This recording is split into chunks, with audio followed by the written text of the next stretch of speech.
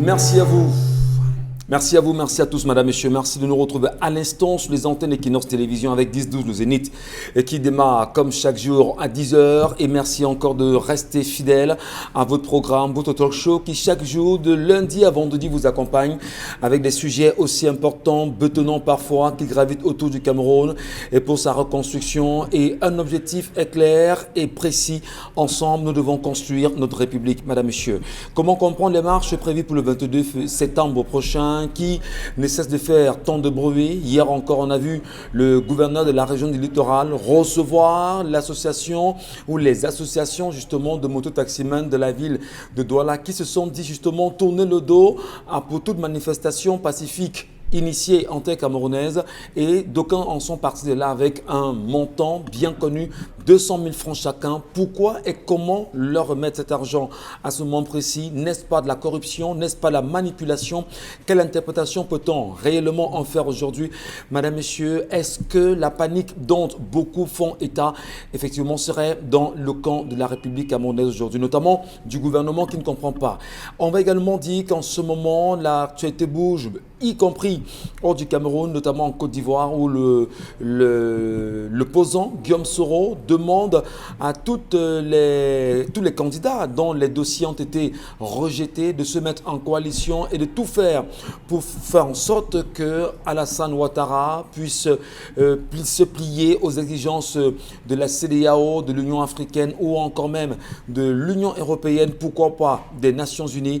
Et attention, ça bouge énormément dans ces politiques internationales, notamment en Côte d'Ivoire. Bienvenue à vous, bienvenue à tous, mesdames, messieurs. La grande équipe est comme chaque jour au complet et avec elle, nous irons encore plus loin. N'oubliez pas surtout les plateformes à travers lesquelles vous pourrez échanger avec nous pour garder l'esprit de l'interactivité. Vous avez les pages 10-12, le Zénith, nous sommes sur Facebook, ou encore la page Equinox Télévision pour ceux qui nous regardent en live. La grande équipe est là, je le disais à l'instant justement, Charles Amembachou, Bon Bengan Kandji, Dominique Audrey Oyengelek et Karine Santia. Bienvenue à vous, bienvenue à tous. Bombok Bengan Kandji, bonjour à vous et bienvenue. Bonjour Monsieur Ngachou Numba, bonjour à vous chers téléspectateurs. On l'avait prédit ici, on avait vu comme si c'était une espèce de prémonition. Les anciens barons du RDPC veulent contrôler les assemblées régionales. Ça bouille dans les états-majors des départements où les jeunes se trouvent encore empêchés d'évoluer par les vieux d'hier. Là-bas, on ne veut pas prendre la retraite, comme le président national, bien entendu. C'est chaud là-devant. On peut bien parler du cas Ntimiévouna. Là, nous sommes bien sûr à Yaoundé, qui veut revenir dans ses régionales, et même si au sein de son appareil politique, il y a pas mal de dissensions. Charles Amembachou, bonjour. Bonjour, Monsieur Michel Ngachou. Bonjour à tous les téléspectateurs. Un bonjour particulier à deux personnes. Le professeur Daniel Aboua, historien de son état, éminent historien camerounais, le professeur Djengele Mbodi. Alors, va-t-on laisser ce programme de terminale en histoire s'implémenter au Cameroun? Les professeurs ou les plègues sont en train de se plaindre qu'ils ne sauraient donner des cours, qu'ils ne sauraient user ou utiliser ce programme pour les enfants parce que cela ne relève plus de l'histoire, mais cela relève plutôt d'un contemporain. Alors, quel est l'avis des éminents professeurs que vous êtes sur la question, vous qui vous battez depuis des années à défendre les idéaux nationalistes, vous qui vous battez chaque année à défendre, on va le dire, cette politique? Allez-vous laisser cela sans vous prononcer? La question, je vous la pose. Avez-vous l'espoir qu'ils puissent se prononcer? Oui, j'ai l'espoir qu'ils peuvent se prononcer parce qu'un historien, M. Michel Ngachou, est comme un grammairien. Les grammairiens ont horreur des fautes. Les historiens ont horreur qu'on laisse passer certaines erreurs. Parce que ça va les engager, M. Michel Ngachou. Ça va engager le professeur Daniel Aboua. Ça va l'engager. C'est une politique qu'on a mis sur pied. Doit-on enseigner l'histoire contemporaine, M. Michel Ngachou? Je crois qu'il faudrait d'abord connaître l'histoire du passé au primaire et au secondaire avant de se projeter dans le supérieur. Mais en terminale, on commence déjà à implémenter. Les professeurs d'histoire, dans tous les cas, les PLEC, ne sont pas d'accord avec ce programme qu'on souhaite leur imposer. Karine Santia, bonjour. Bonjour Michel, bonjour aux téléspectateurs. Déploiement sécuritaire dans les villes de Douala, Yaoundé et Bafoussam. Depuis le début de la semaine, ces 3 villes du Cameroun vibrent au son des communiqués du ministre de l'administration territoriale, du ministre de la communication, sous-préfet, préfet et gouverneur. Un signe qui trahit bien la répression qui se prépare en vue de la marche annoncée du MRC du 22 septembre prochain. Nous vous proposerons à cet effet les images qui ont été prises sur la toile à cet effet. Vous allez bien sûr la regarder, madame, monsieur, et ensemble, nous allons analyser cette réalité. Comment la sécurité s'opère autour des villes qui semblent connaître d'ici le 22 septembre prochain ces manifestations pacifiques. Dominique Audrey Oyengelek, bonjour. Bonjour Michel, bonjour aux téléspectateurs. Ce matin, j'adresse des salutations particulières aux autorités administratives du Nord-Ouest qui appellent les parents à envoyer leurs enfants à l'école en précisant que les mesures sécuritaires et les mesures sanitaires seront effectivement prises pour que ces enfants n'aient rien du tout. Moi, j'ai une interrogation. Pourquoi c'est aujourd'hui, 4 ans après, qu'on est sûr que ces enfants ne risqueront pas de prendre une balle simplement parce qu'ils ont essayé de traverser un champ de tir quand on sait qu'il y a 2 camps dans cette localité? Parce que le préfet de Mboyo, par exemple, est allé à la gare routière de Foundan où il a incité les populations à une sorte d'opération de charme pour que les parents envoient les enfants à l'école. La seule condition pour que ces enfants soient effectivement en sécurité, c'est qu'il y a un cessez-le-feu là-bas. Rapidement. Peut-être faut le préciser. Oui, rapidement. Merci beaucoup. Merci à vous, madame, monsieur. Allez, restez avec nous dans un instant, l'histoire du jour et vos analyses également sont attendues ou encore vos points de vue. Pourquoi pas commentaires, nous les lirons avec beaucoup de fierté. Dominique Audrey, l'histoire de ce matin. L'histoire de ce matin est une histoire de famille entre un père et son fils.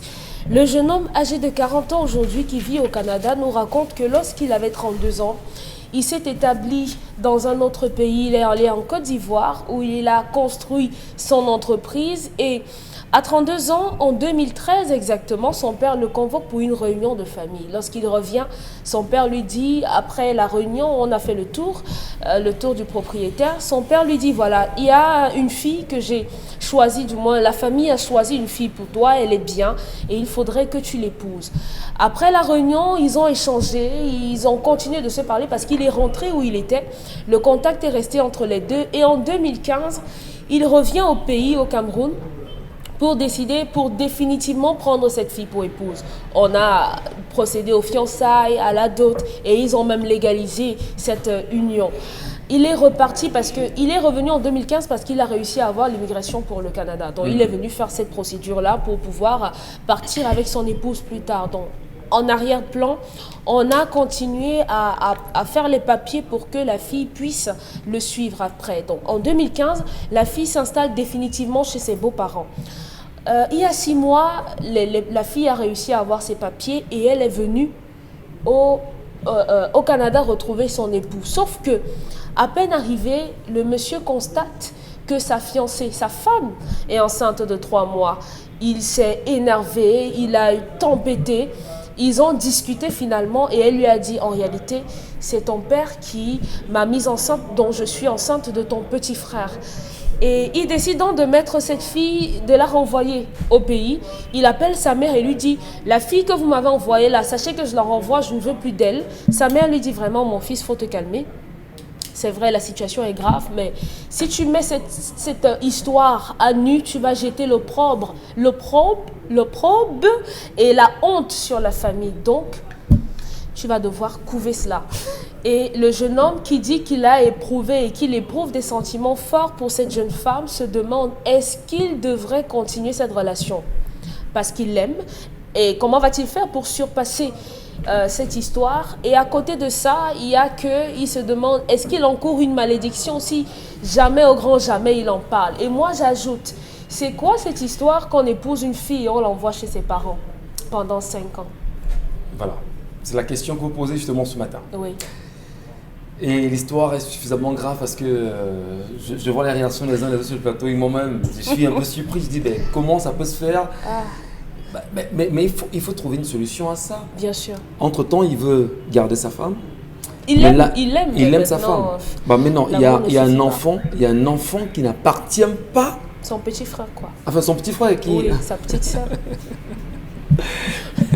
La copose de sa mère. Je sais pas comment on va le dire. Peut-être les téléspectateurs pourront également laisser leurs commentaires, je vous en prie. 10-12 le Zénith, c'est sur Facebook ou encore Equinox Télévision. Pour ceux qui nous regardent en live, on veut vous lire.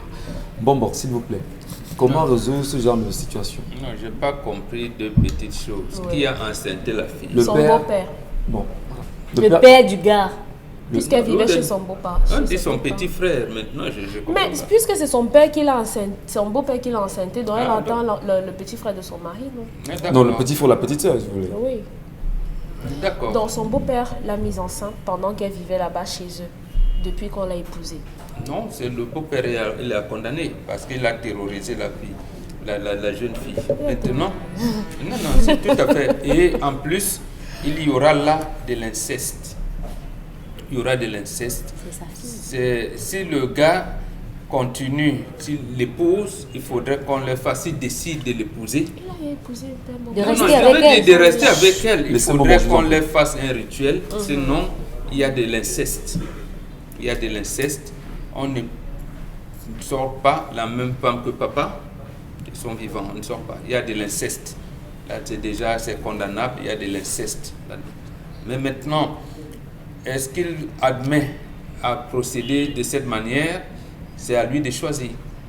C'est à lui de choisir, mais dans la tradition, on condamne. Je pensais que c'était le petit frère du gars ou son frère, mais parce que là, pour le frère, la décision principale revient également au garçon. Mais lorsque la famille a validé ça, j'allais dire, il y a plus de bénédictions. Si vous vous rappelez de la chanson de Francis Bébé, le fils d'Agatha Moudio, on a eu des couples ici mixtes où vous épousez une fille, vous l'amenez en Europe, elle vous fait un métis. Vous faites comment? Et beaucoup de nos parents, on disait non, nous l'avons choisi, reste avec la femme. Alors que Le rejeton, votre premier enfant était métis. Là, donc voilà, l'infidélité de la femme est bien établie. Là, maintenant, ici, c'est l'homme, c'est le beau-père qu'il faut condamner. Généralement, dans nos traditions, on le condamne. On le condamne et on supplie. Et là, c'est le garçon qu'on se met à draguer. Toute la femme se met à supplier, à draguer. Mais en lui demandant que la dernière décision lui appartient. Maintenant, dès lors qu'il a pris la décision de rester avec la fille, on lui fait un rituel pour éviter les dégâts de l'inceste. Mais ce beau-père, on le punissait vraiment de la... Et quand vous punissiez, que faisiez-vous? Il y avait des degrés, il y a des degrés. Il pouvait même arriver au niveau du bannissement. On peut même vous interdire de sortir votre propre femme. On peut vous interdire. Donc c'était le degré, tout dépendait de ce comportement.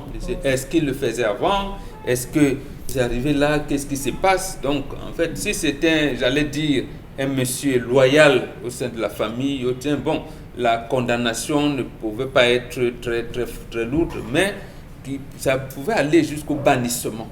Parce que en fait, vous êtes comparable, c'est l'expression qu'on utilisait souvent, comparable à ce planteur qui veut renouveler sa plantation, mais qui décime sa pépinière. Et là, on ne tolère pas. On ne tolère pas ça. Mais quand même, on a entendu la maman dire que tu n'as pas à mettre tout cela hors du cadre familial. Ça peut apporter la honte à la famille. Mais comment est-ce qu'on qualifie cette maman? Ça veut dire que cette maman ne veut pas du bien de sa famille. Donc, elle a sûrement couvert beaucoup d'écarts de comportement de son mari. Et c'est des choses qu'on condamne. Même nos mamans, contrairement à ce qu'on pense, il y a des cercles de femmes qu'on appelle chez nous les corps. Donc, les cercles de femmes, des initiés, c'est elles qui géraient ce genre de choses. Mais à aucun moment on ne demandait aux femmes de rester calmes face à ce qui aboutit à l'anéantissement de la famille. Ici, on est face à l'anéantissement, on va vers l'anéantissement d'une famille. Donc, on ne le permet pas. Donc, cette maman puisse se comporter comme ça, j'ai envie de lui poser la question de savoir, mais quelles sont les mesures palliatives qu'elle pose? À ce moment-là, ça veut dire qu'en fait, c'est sa coépouse que son fils prend, mais du vivant de son père. Donc, du vivant de son mari. Une question, bon, Bengan, vous qui êtes traditionnaliste en même temps, lorsque vous, le père, vous aviez validé le mariage de votre fils, vous êtes allé justement, vous êtes allé doter, c'est-à-dire acheter la fille, et que ce soit vous, le père, qui rentriez dans un acte, on va dire, inacceptable avec la fille au point de l'enceinter, finalement, est-ce que le garçon ne peut pas vous dire, gardez la fille? C'est pas possible, ça? Si, c'est possible. C'est possible. Et en fait, la deuxième femme? Oui. Mais absolument. Et là maintenant, parce que ça intègre également le comportement de mère de la fille, du garçon, pardon. Du mère du garçon, oui. C'est ce qui se faisait. On te dit, bon, celle que tu as choisie, tu choisis. Même si tu choisis de la prendre comme deuxième femme, on te punit. C'est-à-dire que la famille de la fille ne vous donne pas comme si c'était un bon débarras. Non, on vous punit sévèrement. D'abord, on punit l'acte sévèrement. Que vous ayez accepté ou pas, on vous punissait sévèrement. Jusqu'à, je dis, ça arrivait jusqu'au bannissement. Et là, on pouvait même vous dire, si vous êtes l'endoctel, on vous dit, on ne reconnaît pas ce genre de comportement chez nous. Karine Sontia, est-ce qu'on ne peut pas également dire qu'elle a fait pour quelque chose? Parce que du moment où vous savez que c'est votre beau-père, vous acceptez d'aller avec votre beau-père au point de tomber enceinte de votre beau-père. Quand même, ne devrait-on pas revoir son comportement, son éducation, sa moralité? On ne devait pas s'interroger? Vous connaissez le pouvoir du visa? Le pouvoir du visa? Le pouvoir du visa. Non, pas de beau-père là. Je dis que vous connaissez le pouvoir du visa. On fait tout pour avoir un visa. Je parle du visa pour voyager. On vous comprend. C'est pour vous dire que le père a peut-être employé le chantage. Non, tu es d'abord une mauvaise femme. Si tu ne fais pas ce que je veux là, vraiment, je vais dire à mon fils que tu n'es pas une bonne femme et il va te renvoyer chez vous. Vraiment, tu penses que ce qu'on a d'abord fait là, c'est quoi? C'est seulement la dot. On n'a même pas encore signé l'acte. Donc, si tu ne fais pas ce que je te dis là, tu vas partir. Vous connaissez le pouvoir du visa? Le chantage que les gens sont dedans. Ça peut même être que la maman, elle s'est arrangée avec son mari à le faire. On va vous dire que, quelqu'un peut même vous dire qu'on voulait tester si elle peut accoucher. Vous ne savez pas, elle a fait 5 ans là-bas, peut-être qu'elle a avorté 3 fois. Celui-là est resté de manière rescapée, comme un rescapé. Comme elle ne savait même pas, parce que c'est l'homme qui découvre finalement, ou alors qu'elle se disait qu'arrivée là-bas, après avoir passé 2-3 nuits avec lui, elle aurait pu couvrir et après dire que l'enfant est prématuré, parce qu'elle regarde beaucoup de films et savent comment se préparer dans ces cas-là.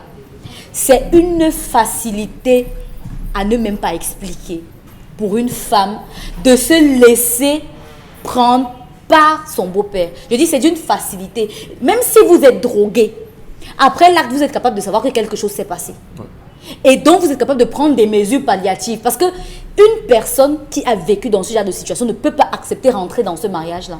Pour quelqu'un qui réfléchit. Elle dit, elle n'acceptera pas dormir avec l'homme qui est son mari, ayant déjà passé la nuit avec son père. Ça ne va pas se passer. Il y a même des cauchemars.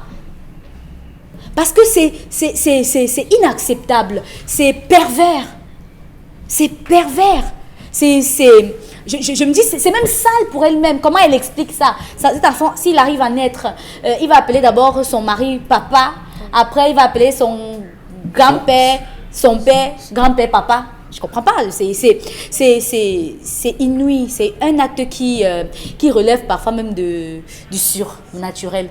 Parce que j'ai envie de dire que peut-être que elle a été envoûtée avant de faire ce genre de choses. Peut-être que, mais vraiment, si elle est avec tous ses sens, le faire, c'est admettre que soit elle voulait trop voyager, elle voulait trop partir au Canada, elle voulait trop, je ne sais pas. Peut-être elle était en manque quand même, 5 ans sans voir son mari. Aussi, sauf que, si elle est en manque, il y a les jeunes. Son beau-père. Laissez-moi. Son beau-père, ça aurait pu être n'importe qui. Ne vous fâchez pas, Karine. Ça aurait pu être n'importe qui. Non, c'est pas choqué, c'est choquant. Je vous dis, ça aurait mais pu être n'importe qui. Pas, mais c'est la personne. Vous voyez, Mbongo n'est pas parti sur l'infidélité. Hein. Ouais. Il est resté sur qui? est l'auteur de cette grossesse. Le père, votre père, imaginez-vous, monsieur Mbachou. Vous Monsieur dormez, Ngachou. monsieur Ngachou. Mbachou à côté Vous êtes de en train de dormir et puis vous vous levez le matin, votre femme rentre et que vous avez peut-être votre dépendance. Elle sort de la chambre de votre père le matin à 4 heures. Dans votre tête, ça donne quoi? Ça donne quoi? Je sais pas, j'arrive pas à trouver les mots adéquats pour définir parce que ça n'a pas de nom dans nos langues. Ça n'a pas de nom. Je cherche même le nom à ma langue, je ne trouve pas. Parce que ça n'a pas de nom. Très bien. On va parler d'inceste parce que quand vous dotez une femme, quand vous faites entrer une femme dans votre famille, elle devient votre fille. Mais lorsque vous arrivez à avoir ce genre d'acte avec elle, soit vous la dotiez pour vous, parce qu'il y a des gens qui vont vous dire hein, que ce qui est bon pour le père, pour le fils peut aussi être bon pour le père. Pourquoi est-ce que je ne peux pas goûter? Il y a quoi de spécial sur ça? Non, mais c'est grave quand même. On n'ira pas jusqu'à ce. Non, mais je vous dis, niveau. je me mets dans la tête de ce Oui, papa. mais c'est C'est-à-dire très grave quand que même. ce qui est bon pour mon fils, est-ce qu'il est le seul qui peut avoir ce genre de femme? C'est bien Elle est dommage. fraîche, elle est si. Et pourtant, il faut encadrer. La perversion. Charles Amen Bachou, laisser naître un enfant comme celui-là, si jamais on venait à le laisser naître, comment peut-on le regarder? Comment est-ce que le garçon peut même admettre regarder son petit frère ou sa petite sœur Naître du ventre conçu de sa justement femme. de son père avec sa femme? C'est-à-dire, c'est très compliqué. Comment vous analysez ça, vous? Qu'est-ce qu'on fait de l'enfant là finalement? On le garde?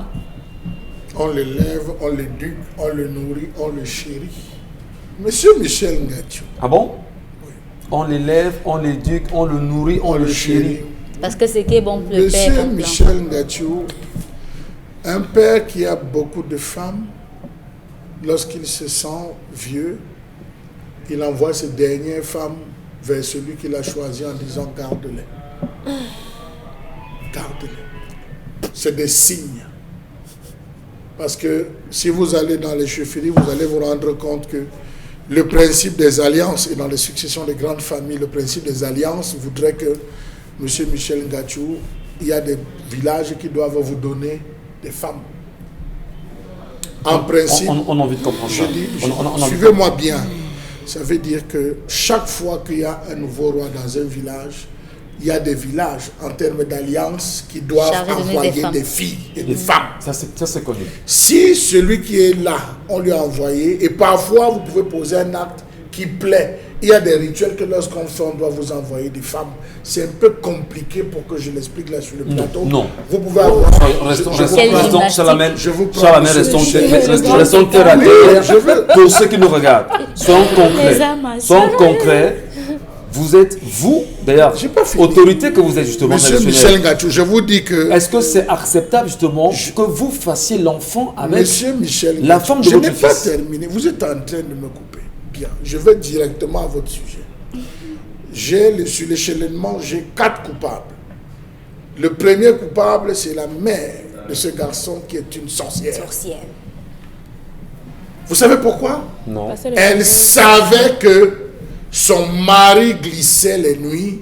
Elle savait et elle voyait que son mari posait un ensemble d'actes pas du tout catholiques à l'endroit de sa belle-fille. A-t-elle interpellé son mari à cet instant?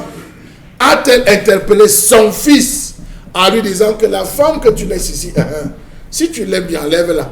Je suis en train de voir des choses. A-t-elle averti de quelque manière que ce soit son fils? Non, monsieur Michel. Ou sa belle-fille? Non, laissez la belle-fille. Je commence par la mère. Sans terme de culpabilité. La mère. L'a-t-elle fait? Il faut se poser toutes les questions à ce niveau. Pourquoi la mère n'a pas pu résoudre cela en interpellant les frères de son mari, le chef de famille de son mari, en interpellant les petits frères ou les sœurs de son fils pour lui dire attention, ne laissez plus cette fille seule à côté de votre père, arrangez-vous toujours à être avec elle. Ça, c'est des mamans qui le voient. Donc je suis désolé, premier fautif, la mère. Deuxième fautif, monsieur Michel Ngachou, le garçon. 5 ans. Vous l'abandonnez une femme 5 ans. Vous avez des garçons qui, des jeunes hommes, parce qu'il est parti, il sait que son père a un peu, pour dépanner sa copine ou sa femme, il passe par son père. Ah oui, créant le besoin, donnant la possibilité à la fille d'avoir le besoin. Deuxième coupable, le garçon, monsieur Michel Ngachou. Deuxième coupable, le garçon. Pourquoi le garçon a-t-il abandonné pendant longtemps sa femme? Était-il réellement en contact avec la fille? Oui. était-il réellement en contact avec cette fille? Discutait-elle avec elle? Surtout, c'est beaucoup 5 ans, M. Michel Ngachou, d'apprendre et d'abandonner. C'est quand même assez grand. C'est trop grand. Donc, M. Michel Ngachou, c'est énorme. M. Michel Ngachou, 5 ans, c'est énorme de je dis bien, c'est assez lourd. Troisième coupable, M. Michel Ngachou, le père. Alors là, comme c'est le père, je vais m'attarder. Beaucoup de gens, quand vous venez lui dire, tonton Michel Ngachou, je vais aller doter ma femme. Oui, dis-moi, la dot c'est combien? Amène la liste. On amène la liste, il te donne tout l'argent complet. Qui a doté? C'est lui. Répondez à ma question. Non, mais qui a doté? Si c'est votre père, c'est normal. Monsieur Michel, qui a doté? C'est la famille qui a doté. Non, c'est pas la famille. C'est la famille qui a doté. Non, monsieur Michel Ngachou, ce n'est pas la famille. La famille a doté. Zéro. Parce que le père s'accorde avec ses oncles. Monsieur Michel Ngachou, la femme monsieur Michel Ngachou, je parle, bon, nous écoute. J'ai dit bien, tonton Michel Ngachou, je vais doter ma femme. Non, si c'est faut dire monsieur Michel. Charles Ou papa Michel Ngachou, je vais doter ma femme. La dot c'est combien? C'est 600 000. Vous me remettez 600 000. Qui a doté? Si je suis le tonton. Qui a doté? Non, si je suis le tonton. Mais je vous explique. Si je suis le tonton, Charles, puisque vous me posez la question. Ouais, qui a doté? Si je suis le tonton, oui, avec le père du garçon et les autres oncles, nous allons demander la main de la fille. C'est la famille qui achète la fille. Vous êtes en train de jongler, monsieur Michel Ngachou. C'est pas parce que j'ai donné l'argent. Non, vous savez, monsieur Michel Ngachou, c'est là où je vous dis souvent ici sur le plateau que vous ne jouez pas avec la subtilité, les traditionnalistes qu'on laisse la chose. La famille, monsieur Michel Ngachou, s'assied et dit on a évalué la dot de notre belle-fille à temps. Le premier se lève, il dit je prends la couverture, je prends l'autre se lève, je prends la voiture, je prends le sac de l'autre se lève, il dit je prends. C'est ça la famille qui parle. Or, vous avez tant de familles. Le père qui peut se lever, il dit mon fils, laisse tomber, je dote. Celui qui dote, c'est à lui qu'appartient la femme. Donc, que vous le voulez ou non, c'est une éventualité. Qui achète la fille de son fils. La fille n'appartient non pas à son fils. Monsieur Michel, justement, lui, il n'appartient pas à son fils. Non, lui-même, il a contribué pour la. Mais c'est fort quand même. Donc, je vous présente des faits. Je vous présente des faits. On a expliqué pour résoudre le problème, monsieur Michel Ngachou. Donc, j'estime qu'il y a des familles. Oh, pardon. Taisez-vous les filles, tant pis, taisez-vous. Il y a des familles où vous avez des individus comme ça qui vont doter les femmes avec leur argent. Dis donc, tais-toi, cherche une femme, tu amènes la je donne. Tu amènes la femme, il attrape la femme, il passe la nuit avec la femme. Tu viens gueuler de qui a doté. C'est l'argent de qui on les connaît dans les familles. Donc c'est une éventualité. Si effectivement ils ont réussi à doter M. Michel Ngachou, je m'inscris dans cette logique donc, où voilà un père barbare, voilà un père sauvage, voilà un père qui mérite, excusez-nous, vous savez, chez nous, les Bantous à un moment donné, lorsqu'on posait un certain nombre, on vous pendait par les testicules, M. Michel Ngachou. Je préfère dire oui, ce type d'acte, on vous pendait par les testicules quand vous réussissez à poser un acte comme celui-ci. Ouais. On parle de la seule réparation, c'est pour ça que mon bourg est allé jusqu'au bannissement, mais on vous pendait par là de 6h à 12h. On vous pendait de 6h à 12h et après on vous laissait, c'était un signe de punition. En dernière position, c'est la fille. La fille, pourquoi? La fille s'est retrouvée... Et vous chutez Charles. Je tue. La fille s'est retrouvée sous le joug de son père. Son beau-père. Et la tenait-il financièrement? La tenait-il avec un quelconque chantage, M. Michel Ngachou? Vous savez, aujourd'hui, beaucoup de filles, comme Karine l'a dit, l'affaire du visa fait en sorte que les filles sont prêtes à tout. Mais seulement, lorsqu'elle a constaté ce retard, forcément, elle s'est confiée chez quelqu'un. Forcément, elle a discuté. Forcément, elle a causé avec le père. Quelle est la raison pour laquelle le père lui a dit « tu gardes » et tu ne dis pas un mot? Parce que là aussi, le père a encore intervenu en disant à la fille « tu te tais, tu la boucles, tu gardes cette grossesse, je vais gérer la situation ». Donc vous vous rendez compte qu'on est là dans une famille décousue, une famille déconstruite. C'est ce que Mbombo parle, la déliquescence de la société où le père peut poser comme acte. Je dirais à ce fils, si tu aimes, eh bien considère cet enfant comme étant ton fils, élève-le, garde-le tranquillement et continue ta vie. Parce qu'il est un être humain, c'est ça? C'est tout. Parce mais il y a de l'inceste. Et Mbombo a pensé tout à l'heure qu'il y a un traitement. L'acte est déjà posé. Que l'enfant naisse ou pas, vous devez absolument faire ce rituel. C'est ça que je ne suis pas. Est-ce que ce garçon peut se remarier maintenant? Non. Non, mais attends, si je choisis de ne plus aller, avec vous. C'est que vous n'avez pas écouté Mbombo tout à l'heure. Je n'ai pas suivi. Bon, est-ce que ce gars ne peut plus se remarier aujourd'hui? Non. Parce que réellement, régler le problème. Si moi je ne mets pas entrer ou mon père entrer, il fait comment? Il est déjà entré. Il a déjà entré. L'inceste.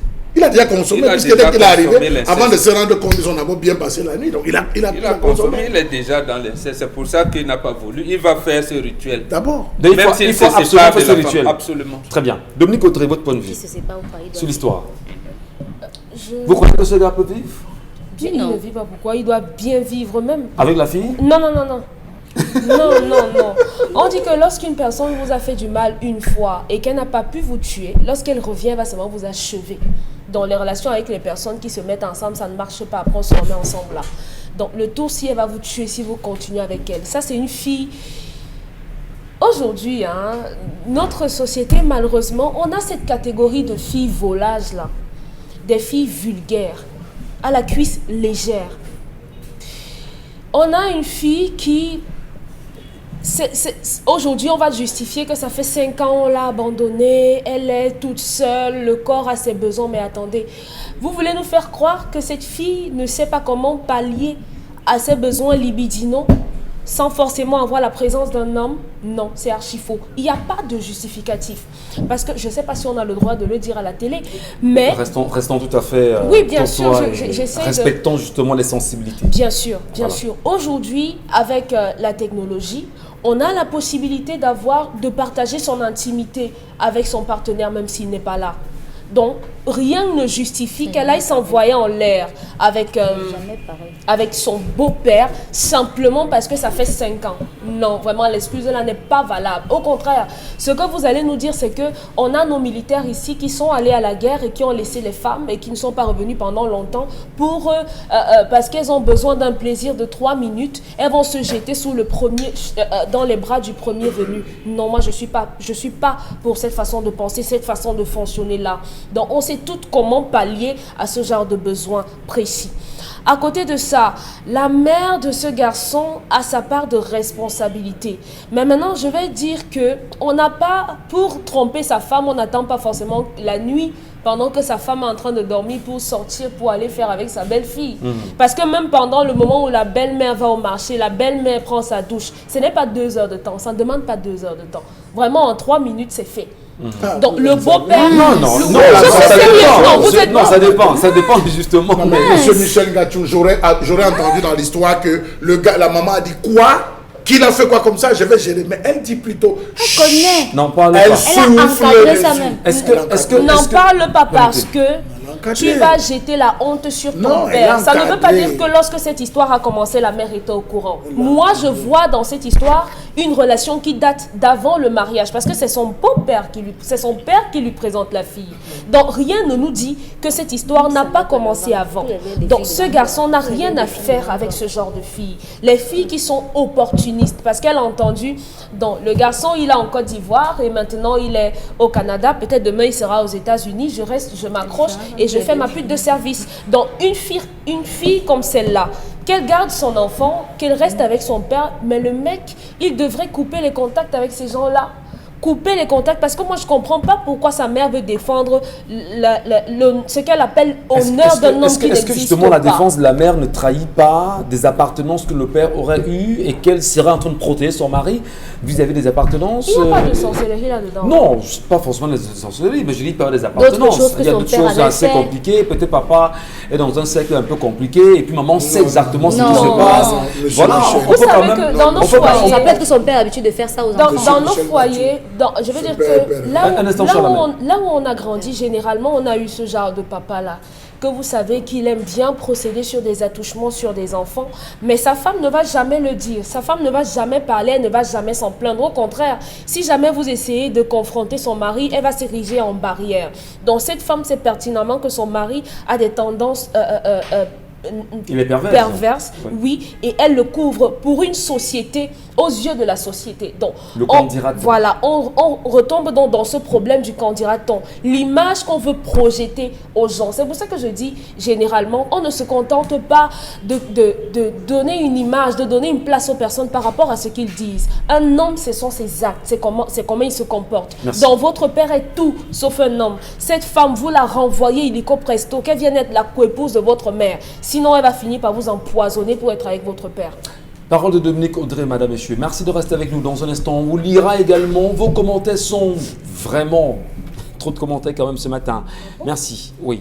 Mais entre-temps, madame, messieurs, la colère, puisque ce sujet également nous met en colère, écoutons Charlemagne Bathiou.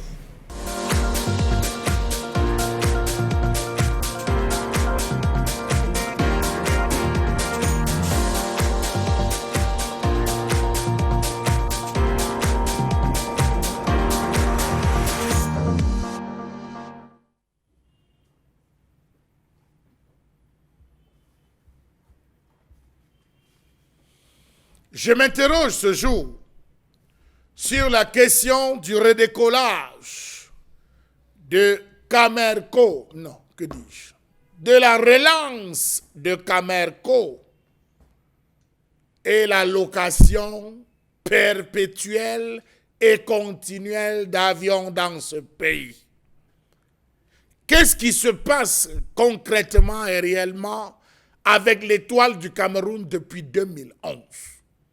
Succession de directeurs, succession de compression, congés techniques, annulation des vols et tout. Camerco broie du noir. Un jour, tout va bien, un autre, tout va mal. Devrait-on encore se fier aux chiffres avancés par ces directeurs qui ne cessent d'afficher grand sourire alors que le ver est dans le fruit depuis des mois? Depuis son lancement le 28 mars 2011, Camerco n'a en effet jamais véritablement atteint la vitesse de croisière. Sa flotte aujourd'hui réduite à sa plus simple représentation, étant par ailleurs régulièrement clouée au sol pour diverses pannes et autres dettes auprès des prestataires. Comment comprendre qu'à peine on se penche sur le dossier Camerco, que des vannes diverses s'ouvrent, des vannes gombotiques, des vannes de détournement entretenues par les mêmes personnes de manière expresse? Comment comprendre ce redécollage de Camerco tant vanté, avec à la clé une location d'un aéronef spécial d'Ethiopian Airlines à hauteur de 300 millions de francs CFA pour 4 jours par les ministres de cette République pour un safari à l'extrême nord de ce pays? N'avons-nous donc plus un seul aéronef? On parle donc de quelle relance? Comment comprendre ces multiples problèmes de maintenance qui a eu de cesse à réduire la taille de la flotte de Camerco? En 9 années d'existence, Camerco n'a jamais fait de bénéfices, mais constamment resté sous perfusion de l'actionnaire numéro 1, l'État du Cameroun. Elle est apparue comme un gouffre à sous pour l'État unique actionnaire qui injectait chaque mois près de 8 milliards de francs CFA. On parle de relance alors que la Cameroon Airlines Corporation ne compte plus les vols annulés, les départs en retard, les stationnements impromptus. Peut-on donc parler de relance d'une structure qui n'opère qu'avec seulement 2 avions entre guillemets? Pourtant, il doit servir plusieurs destinations, tant régionales que domestiques. Engagement aujourd'hui difficile à tenir, mais a-t-on seulement dit la vérité au chef de l'État qui a pris sur lui, dans un premier temps, d'ouvrir la privatisation et dans l'autre de procéder à la relance? Quel est ce jeu de ping-pong? Comment comprendre cette relance alors qu'on n'a pas gelé les passifs déjà lourds de Camerco? Camerco se retrouve sans outils de production. Ses 5 avions en propriété, un Boeing 767-300, 2 Boeing 737-700 et 2 MA-60 sont tous cloués au sol pour défaut de maintenance et pannes diverses. Un effectif pléthorique, environ 600 personnels, sureffectif pour une flotte dérisoire de 6 aéronefs dont certains sont inopérants. Perte drastique et dramatique de la clientèle, des locations et acquisitions inappropriées du matériel et des aéronefs. Le Q100, pour parler de lui, pour des raisons liées aux arrêts de loyer, fait l'objet de la part du loueur d'une décision de rupture unilatérale du contrat qui le lie à Camerco. La société traîne une ardoise de 110 milliards de francs CFA des pertes financières d'environ 126 milliards de francs CFA, un capital propre inférieur à la moitié du capital social qui est de 21,8 milliards de francs CFA. Aïe, Camerco. Comment comprendre cette grosse mésentente qui existe dès lors, alors qu'on pense à une relance entre le directeur général et le directeur général adjoint au moment même où on a besoin que l'on fédère les énergies pour la relance? Ils choisissent tous les deux de s'affronter sur les réseaux sociaux. Le Boeing 767-300, baptisé le Dia, cloué au sol depuis septembre 2016, est toujours dans les ateliers d'Ethiopian Airlines à Addis Abeba. On paye les frais de parking, on paye des frais pour quelle raison? Dans tous les cas, quelle est l'identité des individus qui se sucrent subtilement mais minutieusement derrière Camerco? À combien s'élèverait la relance lorsqu'on apprend que pour sortir les deux Boeing 737-700, 737-300 du garage, il faudrait 5,5 milliards de francs CFA pour la réparation des moteurs endommagés? Que dire des aérés du personnel, aérés des salaires, les intérêts égocentriques, l'immixtion indue de quelques pontes du régime qui plombent cette relance, et c'est connu à la présidence de la République. Le personnel cumule 4 mois d'aérés de salaire pour une masse salariale mensuelle d'environ 500 millions de francs CFA. Ce qui fait pour 4 mois seulement 2 milliards de francs CFA, 600 personnes pour 6 aéronefs. Mon Dieu. Rappelons qu'en juillet 2020, le commissaire aux comptes de la Camerco a attiré l'attention de l'État sur la situation opérationnelle et financière catastrophique de cette compagnie aérienne, devenue un gouffre à sous pour les finances publiques. Doit-on véritablement relancer Camerco? Point d'interrogation. Mais de l'avis des experts, il faudrait tout simplement dissoudre tout, virer tout le monde, repenser, reconstruire une nouvelle étoile. Est-ce qu'elle brillera cette fois-là? Suivez mon regard. La question bien sûr est posée, cher Lamine Bachou. Est-ce que la nouvelle étoile brillera, madame, messieurs? Camerco, l'étoile du Cameroun, devenue pratiquement l'ombre d'elle-même, et on le sait encore, il y a quelques jours, il y a eu cette guerre ouverte entre le directeur général et le directeur général adjoint. Comment comprendre sa relance? Mais quand même, Karine Santia, vous avez suivi la colère exprimée ce matin par Charles Amel Bachou. Avez-vous le sentiment justement qu'on peut relancer cette entreprise, cette fierté nationale que nous avions jadis avec Cameroun Airlines, devenue Camerco par la suite? On ne peut pas entrevoir une relance des activités sans faire l'audit complet pour vider, pour terminer avec le passif de l'entreprise. Dans toutes les entreprises, lorsqu'une année se termine, on fait l'audit de l'année dernière pour voir ce que l'entreprise a engrangé comme bénéfice, pour voir ce qu'elle a engrangé comme des pertes, pour voir où il faut améliorer et où il faut changer complètement. C'est pour ça qu'avant d'entrer dans une prochaine année, lorsque vous venez même déposer les dossiers pour un partenariat dans une entreprise, on vous demande d'attendre. Lorsque vous venez au milieu de l'année, on vous demande d'attendre parce qu'on a déjà entamé un processus et il faut le terminer. Dans le cadre de Camerco, vous voyez que depuis 2006, c'est problème sur problème. Il n'y a pas un jour où les Camerounais ont été un peu contents d'avoir Camerco, sauf qu'en 2016, quand même, avec NS Dikoum, on a semblé voir comme un certain changement lorsqu'il y avait une réduction dans les distances des vols. On était plus dans les vols africains, ouest-africains et autres. On a vu qu'il y avait quand même un certain changement et les vols interrégionaux quand même avaient un peu pris de l'ampleur. Sauf que après le changement d'Ernest Dikoum, la situation est devenue encore plus grave parce qu'il réclamait l'aide de l'État pour relancer effectivement les activités. Sauf que c'est une entreprise qui est un gouffre à sous parce qu'on a toujours l'impression que Camerco a plus d'employés que ce qu'il nous produit. Et dans toutes les entreprises publiques aujourd'hui au Cameroun, on souffre de ça. Il y a plus plus d'employés que le bénéfice de l'entreprise n'engrange. À Camerco, par exemple, lorsqu'un directeur entre, il entre avec son équipe à lui. Et les autres équipes, forcément, on ne les met pas dehors directement. Après 6 mois, on veut virer tout le monde. Et vous voyez, il y a les grèves des employés qui disent que non, on est dans nos droits, il faut ci, il faut ça, par exemple. Et c'est ce que vivent les employés de Camerco chaque fois. Une entreprise qui n'est pas stable dans le cadre du management ne peut pas véritablement étudier son évolution. Une entreprise où on change de directeur chaque 2 ans ne peut pas analyser son évolution. Et je vais prendre notamment le mois de juillet 2020 où le président de la République a décidé notamment de la restructuration même de cette entreprise-là. Et il avait décidé d'allouer 15 milliards de francs CFA notamment pour la réparation de un des 700 que M. Mbachoua a soulevé ici. Et aussi l'achat, l'achat des moteurs pour la relance de l'autre du 737-300 de Boeing et l'achat de 2 Dash bombardiers pour notamment les vols à courte distance. Sauf que ça ne résout pas le problème de Camerco. Le problème de Camerco n'est pas d'avoir des avions qui volent. Non, mais fondamentalement, est-ce qu'il faut relancer Camerco ou bien qu'est-ce qu'on fait?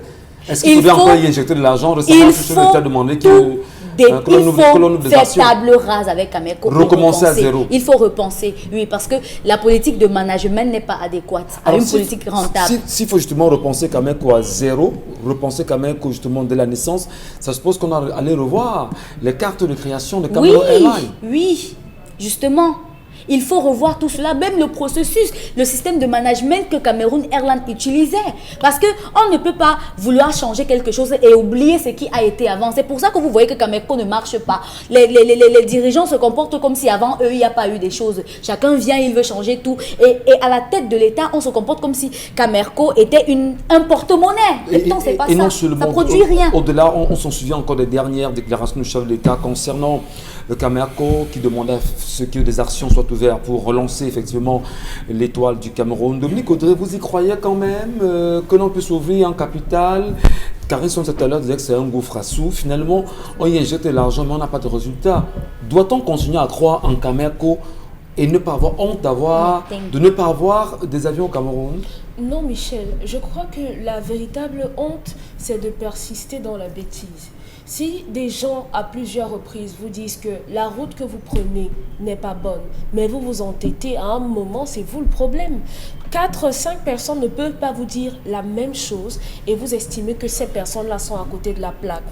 Lorsqu'on regarde aujourd'hui les transports en général, que ce soit les routes, que ce soit l'eau, que ce soit même non, je veux dire qu'en général, que ce soit la route, que ce soit l'eau, que ce soit le chemin de fer, les transports aériens sont des centres économiques. Mais malheureusement au Cameroun, justement l'eau, que ce soit la mer, que ce soit les rails, que ce soit même l'air, rien n'est suffisamment exploité. Prenons le transport aérien. Le transport aérien à lui seul est capable d'employer des centaines de milliers de personnes, simplement de par les entrées que ça fait. Regardez, par exemple, on fait des vols à l'étranger et on ramène ici. Lorsqu'on ramène des étrangers ici et qu'on a des Camerounais aux abords de ces aéroports-là qui tiennent des commerces, on est sûr d'avoir des gens qui vont faire entrer. Ça devient comme une destination touristique. C'est important d'abord dans le domaine du tourisme. Donc voilà 2 ministères qui doivent travailler ensemble. Même au sein de l'aéroport, on a des emplois au niveau de l'entretien, au niveau de la maintenance, au niveau du service pour les passagers, les bagagistes, le pilotage également. Malheureusement... C'est des réalités qu'on connaît. Doit-on relancer Camerco? Non. Non. Bah, mais non, les Camerounais qui auraient dit, mais vous ne voulez pas qu'on ait une agence nationale de compagnie aérienne? On ne devrait pas...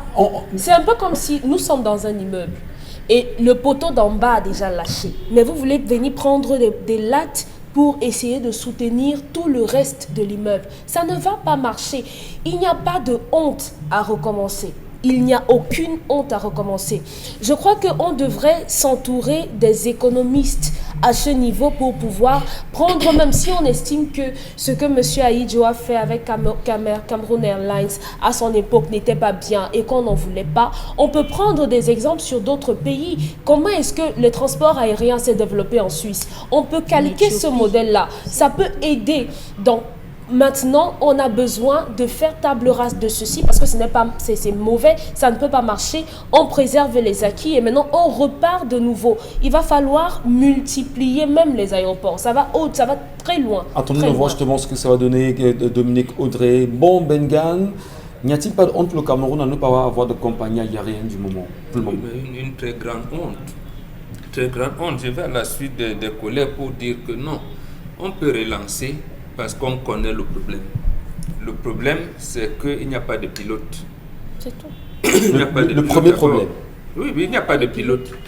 Je veux dire que le propriétaire de cette entreprise, c'est l'État du Cameroun. Et l'État du Cameroun a un chef. Oui. Alors, lorsque le chef vous dit « je ne pilote pas », il ne faut pas qu'on reste à regarder les plans d'exploitation prévisionnels, les contrats techniques signés avec, je ne sais pas moi, Lufthansa ou avec qui. C'est pas ça. Le pilote vous dit faites tout, mais je ne voyage pas. Vous faites comment? Il faut changer de pilote. C'est ça le problème. Bon, malheureusement, comme nous sommes dans l'étude de 22 septembre, on va dire que bon, on demande de tout, mais nous sommes là dans le management. Il faut changer de pilote, parce que le pilote actuel dit je ne vais pas en l'air, je ne pilote pas l'avion. Donc les Camerounais doivent retenir aujourd'hui que s'il ne parvient pas à employer Camarco, c'est que le mauvais pilote, justement, est à la mauvaise place. Le pilote a refusé de piloter l'avion. Tout est là. L'équipage est là, les passagers, tout est là. Nous avons toute l'expertise nécessaire, mais le pilote vous dit je ne pars pas. Je n'entre pas, je ne pilote pas l'avion. Et l'avion à terre. Cette nébuleuse qu'on appelle la présidence, c'est quoi la présidence? C'est une nébuleuse. Il y a un président. Il dit quoi? Quand Ahidjo remettait le pouvoir, les informations concordantes disent que dans leur dernière minute, il lui avait dit 3 choses. La première lui dit, dans le conflit, dans la question anglophone, rattache-toi beaucoup plus avec les gars du Nord-Ouest. Deuxième chose, il dit, il ne faut pas que la Camer disparaisse. Troisième, il termine par là, les Chinois ne sont pas nos ennemis. Voilà leur dernière rencontre. Mais quelques temps après, moins d'un mois après, ils ont d'ailleurs eu les bisbilles qui doit présider la réunion de l'UNC, qui ne doit pas, les problèmes ont commencé. Donc, il a décidé donc de détruire tout, comme disait tout à l'heure et Dominique Audrey, comme si rien n'existait. Mais attendez, ça veut dire qu'on a un pilote, y compris la compagnie aérienne d'un pays comme le Cameroun. Nous voyons les résultats. Ce n'est pas. Nous avons de l'expertise, nous avons tout et à tous les niveaux. Donc l'avion est apprêté et le pilote vous dit ne part pas. Vous changez de pilote. Il n'y a pas, le problème n'est pas de dire que Boeing est monté et descendu ou Air France, KLM veut faire que... Non, ce n'est pas là. Le pilote dit qu'il ne part pas. Pourquoi donc l'appeler l'étoile du Cameroun? Si on n'est pas capable d'entretenir l'étoile, quelqu'un ne veut donc pas. La fierté nationale. L'étoile, quelquefois, il y a les ondes, je veux dire les nuages peuvent venir. Non, cette étoile-là est là. Il peut même survoler ces nuages, même si la météo n'est pas bonne, on vous dit pas. Mais le pilote vous dit...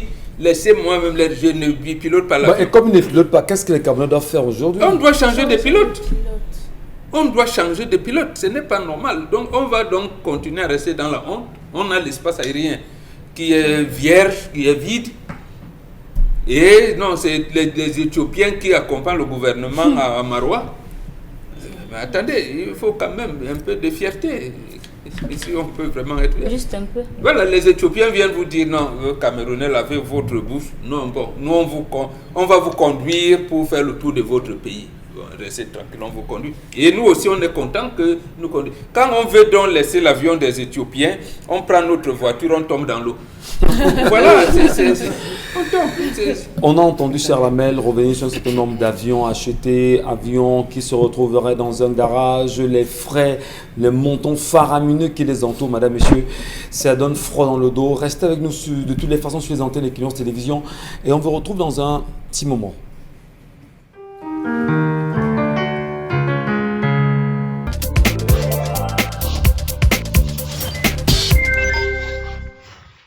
Bonjour les enfants! Bonjour les... Qui peut me dire quel est le secret pour lutter efficacement contre les bactéries et rester en santé au quotidien?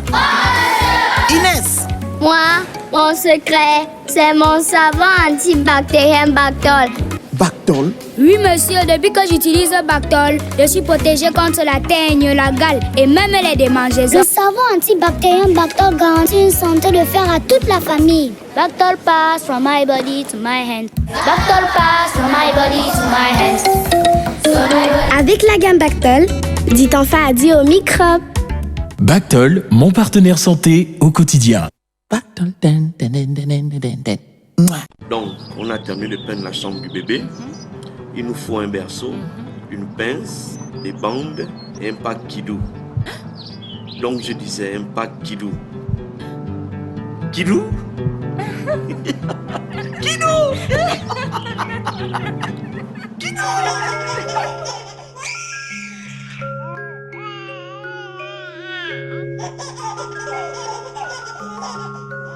Avec Kidou, tout est doux.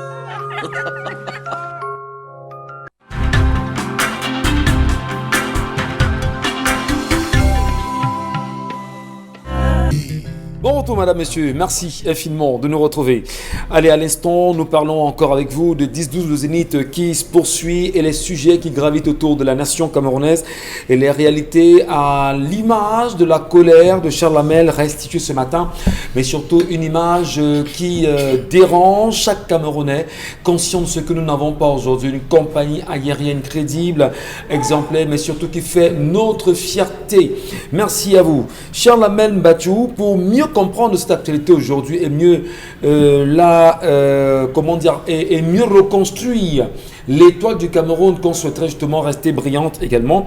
Est-ce qu'il est, de votre point de vue, effectif, normal, raisonnable que l'on conserve Camerco dans son état actuel aujourd'hui? Rapidement, qu'est-ce qu'on fait? On la détruit, on recommence à zéro? Ce que Camerco devait faire, il a déjà fait. Camerco ne peut plus rien, M. Michel Ngachou. Quand vous essayez de pénétrer, de rentrer dans les arcanes du fonctionnement, vous vous rendez compte que Camerco a 3 problèmes et a toujours eu 3 problèmes. Le premier problème de Camerco, c'est le choix des hommes dans les organes sociaux. Qui choisit-on pour Camerco? Allez voir. Depuis 2011 à aujourd'hui, on vous présente telle personne, oui, il a brillé, il était ça, il était ci, c'est un homme fort, c'est l'homme des compétences, il va venir renouer. L'année où il a pris un handicap, 100 jours après, Camerco se porte très bien, Camerco a fait des chiffres. L'année qui suit, fiasco, flop total, Camerco redescend. On change, on a combien de directeurs? Donc il faudrait qu'on essaie de voir, premier point, si on veut changer. Deuxième point, c'est le mode de gouvernance lié à la forme juridique de la société imposée par la loi 4. Il faudrait qu'on revoie, M. Michel Ngachou, véritablement le mode de gouvernance. Le matin, on se lève, la présidence a envoyé 5 personnes, il faut les recruter. Est-ce qu'on cherche à savoir qui se trouve dans le recrute? Non, la présidence a décidé qu'on n'a plus. Non, telle personne a appelé de la présidence, il a dit qu'il faudrait que désormais, la nouvelle, on regarde, telle personne, il y a une délégation qui est en train d'envoyer sous ordre du chef de l'État, ils doivent voyager et tout, et qu'on laisser la faire des billets, on ne paye pas, ils vont accréditer. Voilà le mode de gouvernance, où c'est des coups de fil qui dirigent toute une structure, des coups de fil qui gouvernent, les bagarres, 2 personnes qui sont nommées, M. Michel Ngachou, l'un répond directement à une certaine porte à la présidence, l'autre répond directement à une certaine porte au ministère des Transports. Ça crée des conflits et des conflits, il faut revoir tout cela. Il faudrait voir les procédures internes aussi, M. Michel Ngachou, un problème très inhérent à 99% de l'ensemble des démembrements de l'État, des entreprises. Vous allez voir qu'il y a toujours les procédures internes, ça complique. Quand ça arrive chez tel, c'est tel clan, tel réseau, tel groupe. Vous voyez, regardez ce que 2 directeurs se font sur la toile. 2 directeurs. On dit, je vous avais en joie, mais vous avez choisi de venir. Mais regardez, c'est puéril. C'est enfantin de voir des directeurs, 2 directeurs d'une structure comme celle-là se retrouver dans un marché pour débattre d'une affaire de forme, convocation et tout. Donc, vous vous rendez compte que voilà ce que c'est que Camerco. Et je pense, M. Michel Ngachou, qu'il faudrait définitivement, c'est vrai que c'était l'idée c'était le souhait de défunt président que l'étoile ne meurt jamais, mais M. Michel Ngachou, Camerco arrive au soir de sa vie. On n'a plus besoin de perfuser. Vous avez une dette de presque 262 milliards. Vous gérez comment? On a injecté dernièrement 15 milliards pour essayer d'insuffler une vie. 8 milliards, c'est tous les mois. Vous avez, M. Michel Ngachou, 4 mois d'arrêt de salaire pour un personnel. Ça fait 2 milliards pour 4 mois qu'il faut d'abord régler. Et après, vous allez enchaîner. Non, je pense que la confiance, désormais, Camerco a perdu la confiance du peuple camerounais. Le peuple camerounais vraiment n'est plus inscrit dans la logique de Camerco. Il faut repenser véritablement. On ferme même pour 1-2 ans. On fait comme d'autres pays africains. On ferme pour 1-2-3 ans. On restructure véritablement. On recapitalise comme il faut. On renfloue en termes de matériel. Plus de location, plus de prêts. Tous les différents engins. Je ne sais même plus si le diable va même encore voler un jour parce qu'on avait laissé ouvert en pleine saison de pluie. L'eau a arrosé tous les tableaux de bord. Est-ce que le diable pourra voler ça? 2016 à aujourd'hui, ça fait beaucoup d'années. Donc vous vous rendez compte qu'il y a des intentions de sabotage. La relance que le chef de l'État ne dépense plus son argent là-bas, qu'on ne dépense pas. Est-ce que c'est son argent? L'argent de l'État. C'est pour ça que je me reprends. Qu'on ne dépense plus l'argent de l'État, qu'on pense M. Michel Ngachou à fermer, relancer véritablement avec de nouveaux hommes aux compétences établies. Juste une virgule, bon, Ben. Oui, juste une virgule. Mais c'est lui qui prend la décision, c'est bien le chef de l'État. D'accord. S'il décide de mettre 8 milliards au lieu de 200, ça veut dire qu'il participe à l'enterrement de notre pays. Voilà. Donc, qu'il change donc management. C'est lui qui doit changer, ce n'est pas la structuration. Puisqu'il parle aujourd'hui de la relance, on parle de relance lorsque M. Mbombo, on a pris la peine de faire l'État. On a fait l'État, on s'est rendu compte que on connaît cet État qui a été fait par les anciens hauts cadres, les Nouna, même du Koum qui est parti, tout le monde faisait l'État. Mais comme vous avez dit, plusieurs portes d'entrée à la présidence qui ne convergent pas. Il y en a qui prennent des décisions qu'on vient d'appliquer alors que la bonne décision n'est pas là. C'est le pilote qu'il faut changer. Très bien, merci.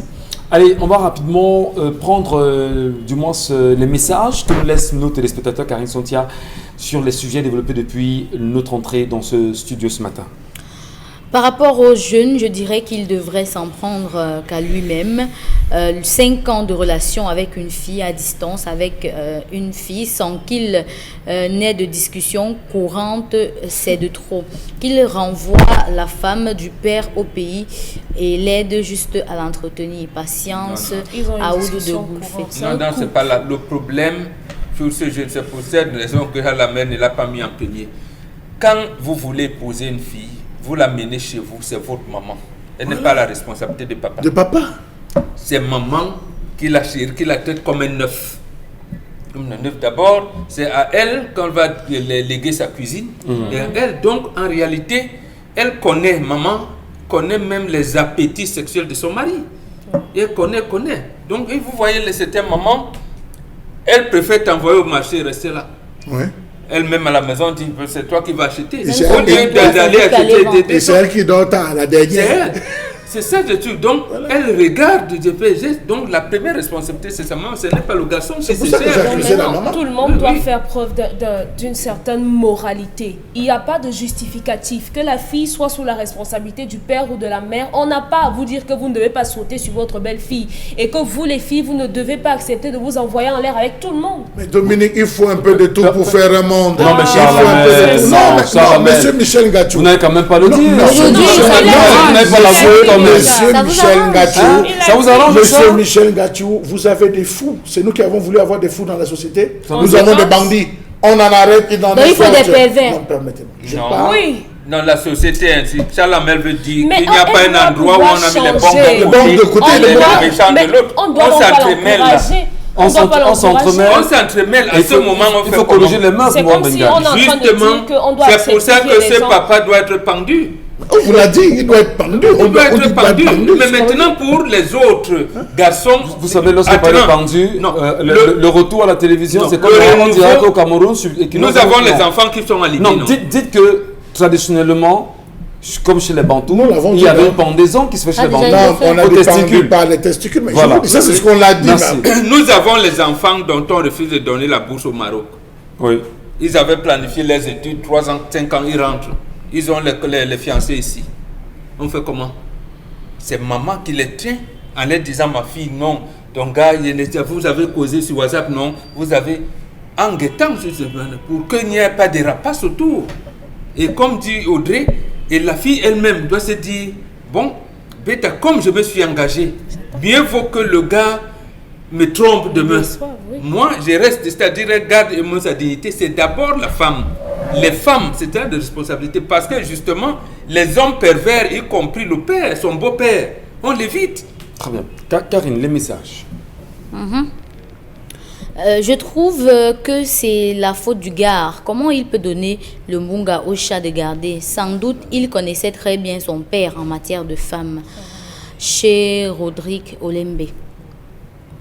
Une chose est certaine, le père sortait déjà avec la fille avant de la proposer à son fils.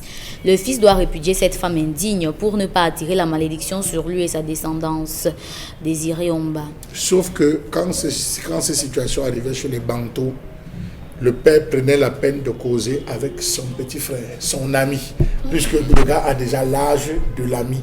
Il dit, c'est une femme que j'ai connue, c'est une femme avec qui j'ai vu des choses, je l'ai vu évoluer, je trouve que c'est une bonne femme pour toi, prends-la pour femme. Pareil pour les femmes qui se retrouvent, oui, je dis pareil pour les femmes qui se retrouvent à avoir des amis, elle appelle la fille. Vous avez des femmes, vous avez des femmes qui ont sorti avec des jeunes garçons. Elle se rend compte que le gars est bien, lui dit non, je te réserve pour ma fille.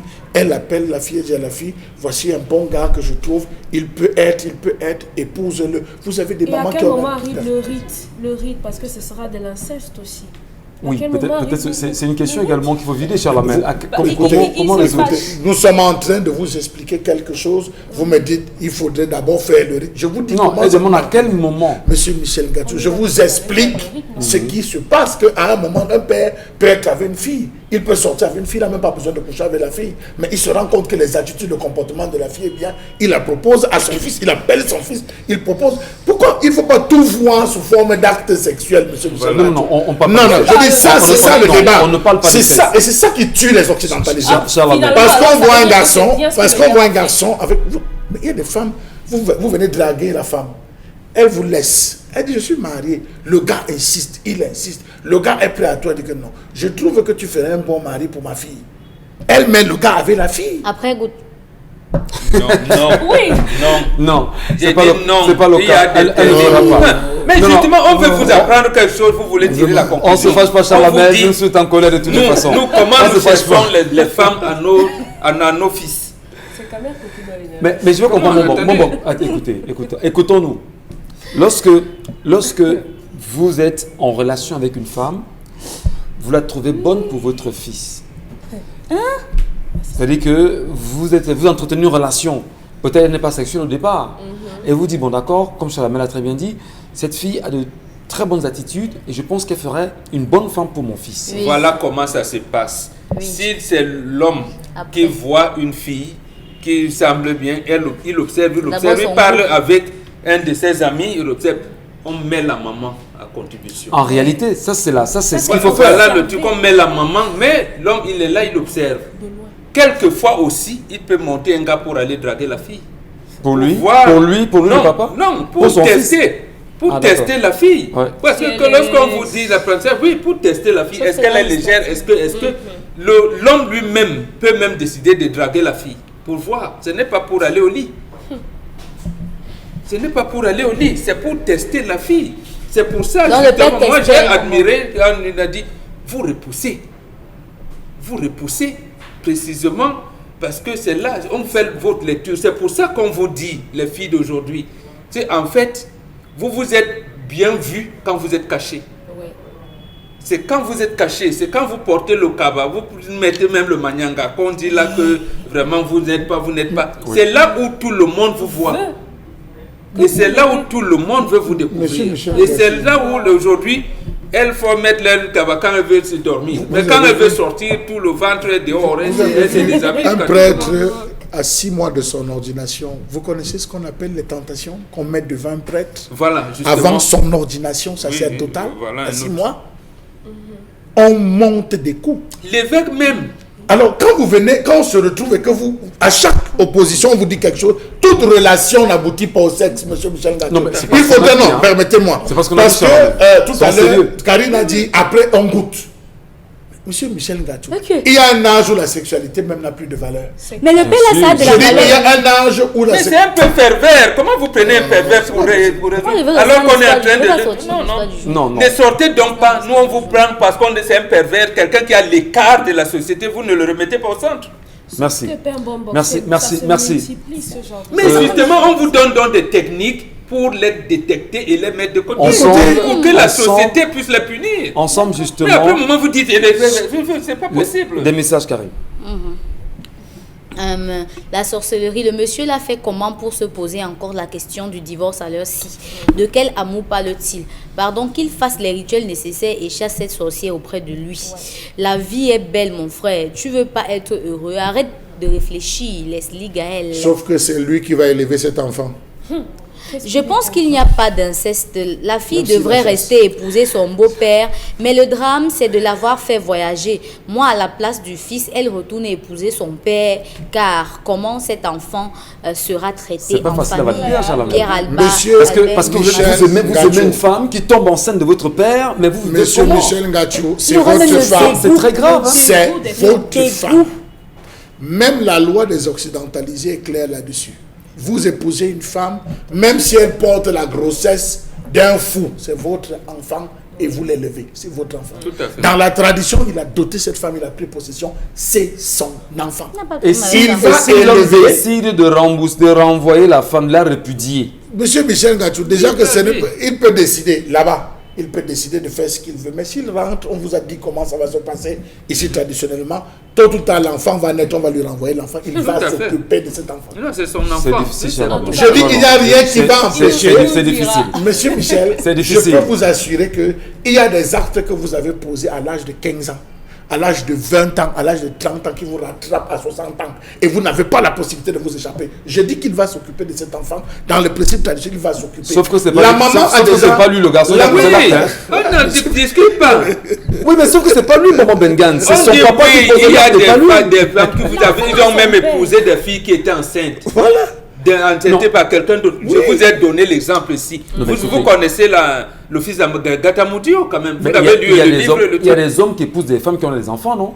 Alors, Alors, il n'y a pas de problème à ce niveau. mais pourquoi Il- vous il insistez valide. donc en disant, mais sauf quand- que c'est pas mais son quand c'est enfant, l'enfant il de sait que c'est pas papa, son quand papa sait que c'est la femme de son fils et papa le fait, comment vous Cet validez enfant ça? va naître, nom du père, c'est le gars qui met son nom. C'est le gars qui va mettre son nom. Son petit Dans la frère. tradition, c'est comme ça. Dans votre loi positive, c'est comme ça. Merci. Je voulais, avant de sortir justement de ces Donc, ça messages, veut dire que la loi s'est inspirée de la tradition bonbon. Absolument. Aujourd'hui. Dominique, Demain, il y aura un autre sujet à de tout le loi. monde sur le plateau, On va il y a voir. des droits. On vous a dit qu'il détourne.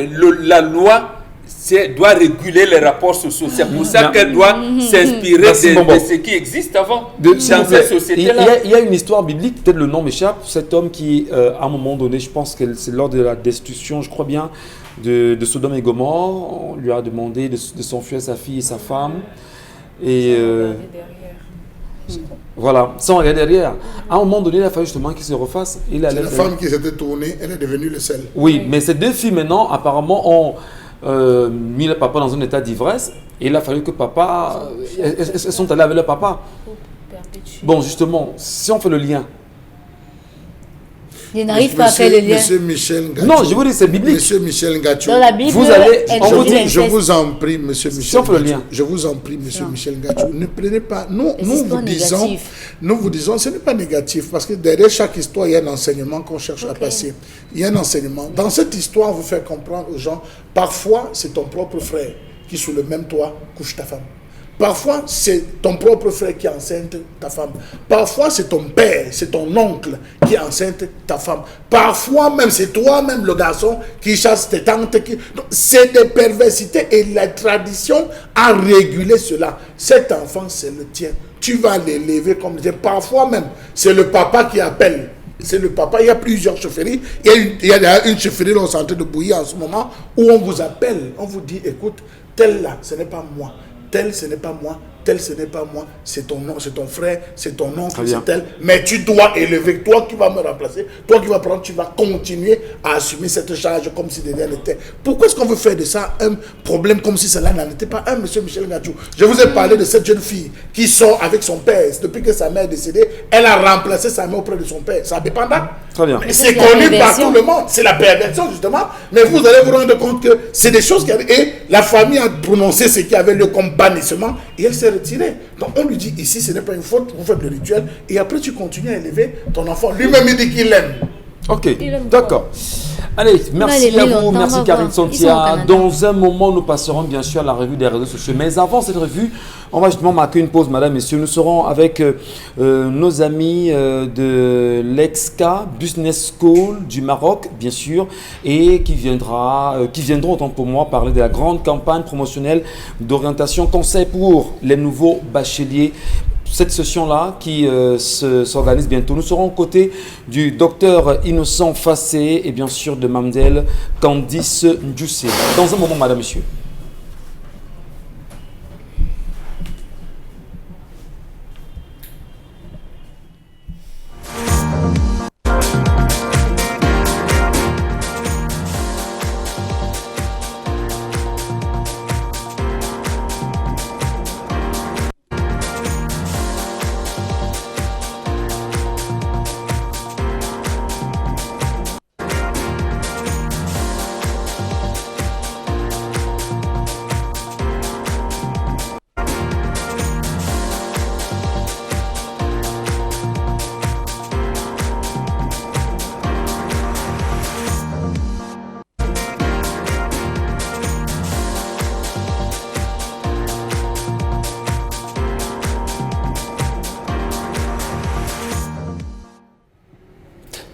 Merci à vous, madame, messieurs. Et nous vous le disons à l'instant, effectivement, nous serons aux côtés du docteur Innocent Fassé, qui est consultant en mobilité académique internationale pour le cabinet Educacit.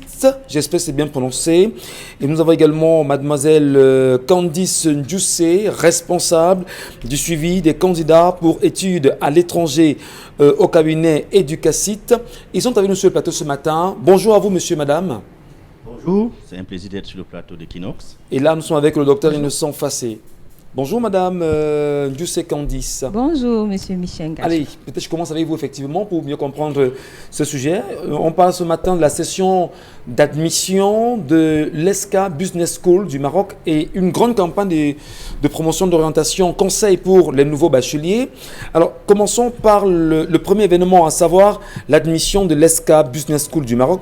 Parlez-nous un peu de cette école et surtout de ses particularités, docteur Fassé. Merci pour cette question. L'EXCA Business School, c'est déjà la toute première école de commerce en Afrique francophone, première dans le classement les plus récents. C'est l'une des rares écoles de business school en Afrique à avoir pu obtenir la prestigieuse accréditation AACSB. C'est une accréditation américaine qui est donnée aux écoles de commerce qui se distinguent de par le monde. Ça veut dire qu'avec cette accréditation, l'EXCA Business School rentre dans le top 1% des meilleures écoles de commerce au monde. Et ça, c'est en Afrique, c'est au Maroc. L'EXCA Business School, c'est environ 250 étudiants étrangers de 30 nationalités qui arrivent au Maroc chaque année, et parmi lesquels des Camerounais. C'est 19 filières et c'est 15 possibilités d'avoir un double diplôme, donc un diplôme délivré par 2 pays, dont le Maroc et un autre pays partenaire. C'est aussi, comme je le disais, pour les jeunes qui veulent s'épanouir, dans un milieu socio-culturel différent, c'est près de 17 associations qui sont mises en place. Donc c'est vraiment la crème de la crème, l'EXCA Business School du Maroc, et qui accueille donc depuis un certain temps des Camerounais. Et cette année, il est question pour nous de permettre à de nouveaux Camerounais de pouvoir accéder à cette école-là, qui performe donc dans des diplômes comme le bachelor, le MBA, le master spécialisé, le master grande école. Donc voilà ce que je peux dire d'entrée de jeu concernant l'EXCA Business School qui se trouve à Casablanca, avec un très grand campus qui va être achevé bientôt dans le quartier le plus huppé de la ville de Casablanca. Alors, avec vous, mademoiselle Ndjoussé, dites-nous, comment se passe l'admission à l'EXCA et qui peut être admis? Alors, l'admission à l'EXCA est très simple, c'est 2 étapes. Étape 1, entretien de motivation, étape 2, étude de dossier. Déjà, pour ce qui est de l'étude de dossier, le candidat remplit une fiche qu'il transmet à l'école avec ses informations académiques. Plus tard, il sera contacté pour une session d'entretien. Ça veut dire qu'on va lui poser des questions sur le choix du parcours, pourquoi est-ce qu'il veut aller à l'EXCA Business School. Il va être questionné sur son ouverture Donc, ce qui fait que le candidat démontre réellement son enthousiasme à intégrer l'école. Ça, c'est très important. Et il faut aussi noter qu'il y a 2 grandes sessions d'admission, c'est-à-dire demain, 19 septembre, au cabinet éducaciste, et vendredi, le 25 septembre, au cabinet éducaciste. Donc, quel que soit l'endroit où vous vous situez, à Douala ou partout dans le Cameroun, vous pouvez être admis ou bien vous pouvez passer des sessions d'admission. Donc, si vous ne pouvez pas être là, soit les 19, soit les 25, vous pouvez toujours nous contacter via les numéros qui vont s'afficher sur le bas de l'écran ou bien à distance par téléphone. Vous allez être bien accueillis, bien sûr. Et quelles sont bien sûr les filières de phare, de l'ESCA, et que gagne un Camerounais à y aller, Dr Fassé? Oui, j'ai commencé par la dernière question, que gagne un Camerounais à aller à sa business school. Je voudrais d'ailleurs dire qu'en tant que consultant en mobilité internationale, que lorsqu'on dit qu'il faut aller à l'étranger étudier, beaucoup de gens pensent qu'on est en train de dire qu'il n'y a pas de bonnes écoles au Cameroun. Non, nous accueillons au Cameroun beaucoup de personnes venant d'autres pays. Aller étudier à l'étranger, c'est d'abord une ouverture. S'ouvrir à d'autres façons de faire, s'ouvrir à d'autres cultures. Et qui plus est, lorsqu'on est dans un pays plus développé que le nôtre, c'est aller voir comment ils ont fait pour se développer, pour revenir développer notre pays. Et vous voyez aujourd'hui le Maroc en train de prendre beaucoup de parts de marché dans le secteur bancaire, le secteur des services au Cameroun. Il est bon que le Cameroun aille là-bas voir comment ils travaillent, qu'est-ce qui fait leur dynamisme pour revenir au Cameroun aussi, impulser notre économie et d'ailleurs être les meilleurs partenaires pour ces entreprises marocaines qui s'installent ici. Donc un Camerounais gagne à aller là pour s'ouvrir. Comme je dis, il y a 30 nationalités dans l'école, donc il s'ouvre à 30 cultures différentes en Afrique dans une seule école. Et maintenant, les filières phares, on a expertise conseil, on a supply chain, on a ressources humaines, on a management numérique, c'est ce qu'on fait, tout le monde fait ça aujourd'hui, le développement à l'international des business. Bref, il y a toutes les filières phares qu'on peut trouver dans toute école de commerce partout dans le monde. Donc c'est un véritable hub qui accueille des Camerounais venant de part. On va très vite avec vous justement, mademoiselle Ndioussé. Quelles sont les grandes dates à retenir pour cette campagne d'admission et comment y prendre part? Pour prendre part à la campagne d'admission qui se passe le 19 septembre, comme je l'ai dit tout à l'heure, et le 25, vous devez tout simplement soit nous appeler, soit vous rendre au cabinet éducaciste. Et je voudrais aussi préciser que la campagne concerne tout le monde, tous les détenteurs du baccalauréat, du BTS, d'une licence ou d'un master. Vous pouvez tout aussi bien continuer vos études parce qu'après la formation, vous pouvez être nanti d'un bachelor, d'une licence ou d'un master professionnel, master spécialisé. Des MBA aussi, pour ceux qui ont déjà une expérience en entreprise et aimeraient bien continuer leurs études pour approfondir les connaissances. Merci. Donc 2 dates à noter, le 19 et le 25 septembre. Merci à vous. Et rapidement, parlons à présent justement de la grande campagne d'orientation conseil pour les nouveaux bacheliers. Il s'agit de quoi rapidement, Dr Fassé? Oui, c'est vrai que lorsqu'on a eu le bac, on se réjouit. Et puis 3 jours plus tard, c'est une fièvre qui vous prend et contamine même vos parents parce que vous commencez à vous demander qu'est-ce que je vais faire pour devenir quoi et le faire où, dans quelle école. Lorsque vous n'êtes pas posé cette question longtemps à l'avant, ça devient un véritable problème. Et cette maladie-là qui prend le nouveau bachelier avec ses parents, comme je l'ai dit souvent, elle ne se soigne pas avec les médicaments de la rue. Il faut rencontrer des professionnels qui vont pouvoir passer des tests psychotechniques pour voir votre profil, pour voir les études qui vont avec votre personnalité, et puis connaissant la carte scolaire du Cameroun et de l'étranger. Et où se déroule la campagne? Comment y prendre part? La campagne se déroule au cabinet éducaciste et pour y prendre part, il faut tout simplement vous y rendre. On commence de 9h, ça s'arrête à 17h tous les jours, de lundi, et samedi c'est de 10h à 14h. C'est du 23 septembre au 15 octobre. Donc c'est pratiquement 2 longues semaines, 3 semaines j'allais dire. Les parents peuvent venir tous les jours, les enfants aussi, pour pouvoir s'orienter. Ça leur permettra de faire des choix conséquents, des choix qui vont influencer toute leur vie. Merci bien, docteur Innocent Fassé et mademoiselle Ndioussé Candice. Merci d'être passé chez nous ce matin. Et si une grande école pouvait transformer vos aspirations en succès, transformer votre talent en génie, votre confiance en charisme. En bref, transformer votre potentiel. C'est possible dès aujourd'hui. ESCA, Shaping Leaders.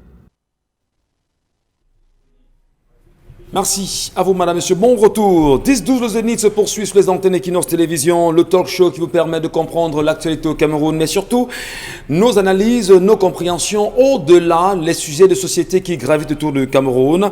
Karine Santia, la revue des réseaux sociaux, étant donné que les Camerounais sont nombreux, aujourd'hui devenus des internautes particuliers. Beaucoup de parlotte sur la toile. On parle de sécurité surtout, depuis hier sur la toile, on a quand même remarqué autour de nous qu'il y a un déploiement important des autorités sécuritaires dans les 3 villes du Cameroun que je vais citer, Douala, Yaoundé et Bafoussam, depuis le début de la semaine. Et ces 3 villes-là vibrent au son des communiqués, ministre de l'administration territoriale, ministre de la communication, le préfet, les sous-préfets, les gouverneurs, un signe qui montre bien que si jamais il y a une marche ou une manifestation pacifique ou pas pacifique le 22 septembre prochain, il y aura répression. Sur la toile, les internautes ont partagé une vidéo qui montre bien le déploiement des forces de l'ordre dans la ville de Yaoundé. Allez, merci beaucoup Karine pour ce premier sujet qui nous interpelle ce matin. Et on va justement avec l'accompagnement, voilà. Ces images, on les a justement. Oui. C'est plutôt impressionnant d'avoir de tels engins en images. Oui, on dirait même que ça fait un peu peur. Oui, en fait, ça pourrait faire peur. Ça fait partie de la communication. Oui, mais maintenant, on aimerait bien savoir, c'est quoi le projet derrière de tels engins? Est-ce qu'on a besoin de les brandir comme ça, au vu et au su de tout le monde? Allez, on vous présente quand même l'artillerie lourde. Si jamais vous vous amusez à descendre dans la rue, bon, Bengan, attention, la sécurité s'est intensifiée. D'aucuns se malaient hier jusqu'à demander s'ils se croyaient en pleine répétition du défilé du 20 mai. Comment vous analysez ces images alors qu'on sait bien que les manifestations pacifiques sont bien autorisées par la loi au Cameroun et même les chartes ratifiées à l'international par le Cameroun? Non, nous les indigènes, nous avons, l'assurance qu'on utilise les mêmes mots et que nous accordons la même signification aux mots utilisés. Nous les indigènes, lorsqu'il y a un tel déploiement, nous ne parlons pas de sécurité, nous parlons de répression. Vous avez bien dit qu'il ne s'agit pas d'une démonstration lors d'une fête nationale. Bon, pourquoi faire? Parce qu'on pense que certains Camerounais veulent déloger le président de la République et vont donc leur dire « essayez et vous verrez ».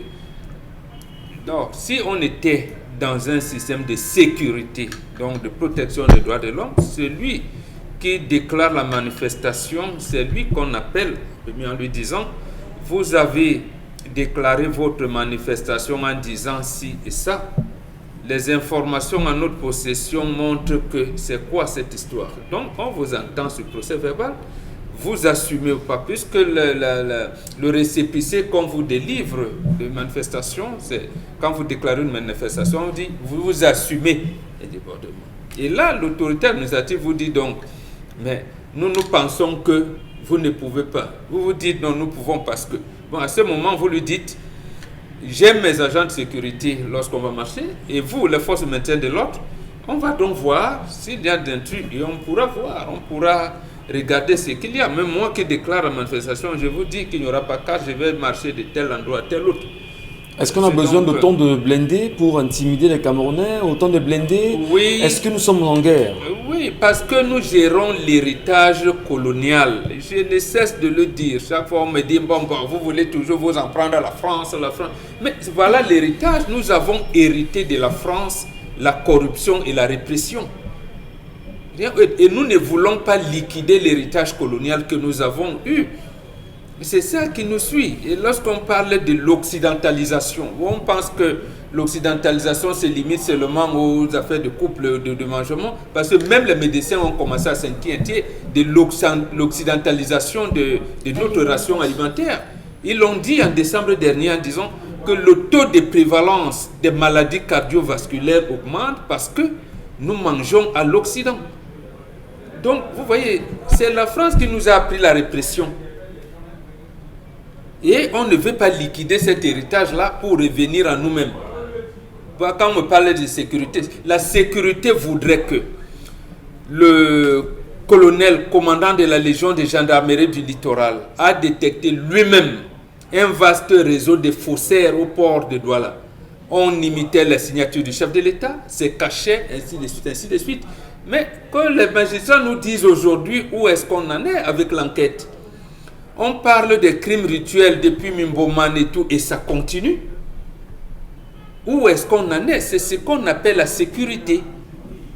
Un restaurant qui est à Yaoundé, qui s'appelle Jesus Restaurant, et qu'une femme découpe sa fille et fait manger la chair dans le héros, où est-ce qu'on en est?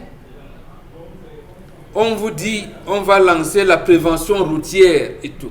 On vous dit également, un 1er juin 1995, on vous annonce le bout du tunnel. Le lendemain, 2 juin, on ferme la Sotuc. Et les parents se trouvent dans le désarroi. Où est la sécurité? On vous dit, la SNEC n'arrive pas à donner l'eau, il y a les bornes fontaines. On ferme les bornes fontaines. Après les avoir rendues payantes, on ferme. Donc, vous n'avez pas l'accès à l'eau potable parce que la SNEC n'existe plus, personne n'a fermé. Et même votre robinet à la maison, on coupe l'eau. Et on vous dit... Ne vous plaignez pas. Non, on vous dit, vous, Camerounais, vous n'aurez plus d'eau. Et malheur à vous si vous dites que vous avez soif.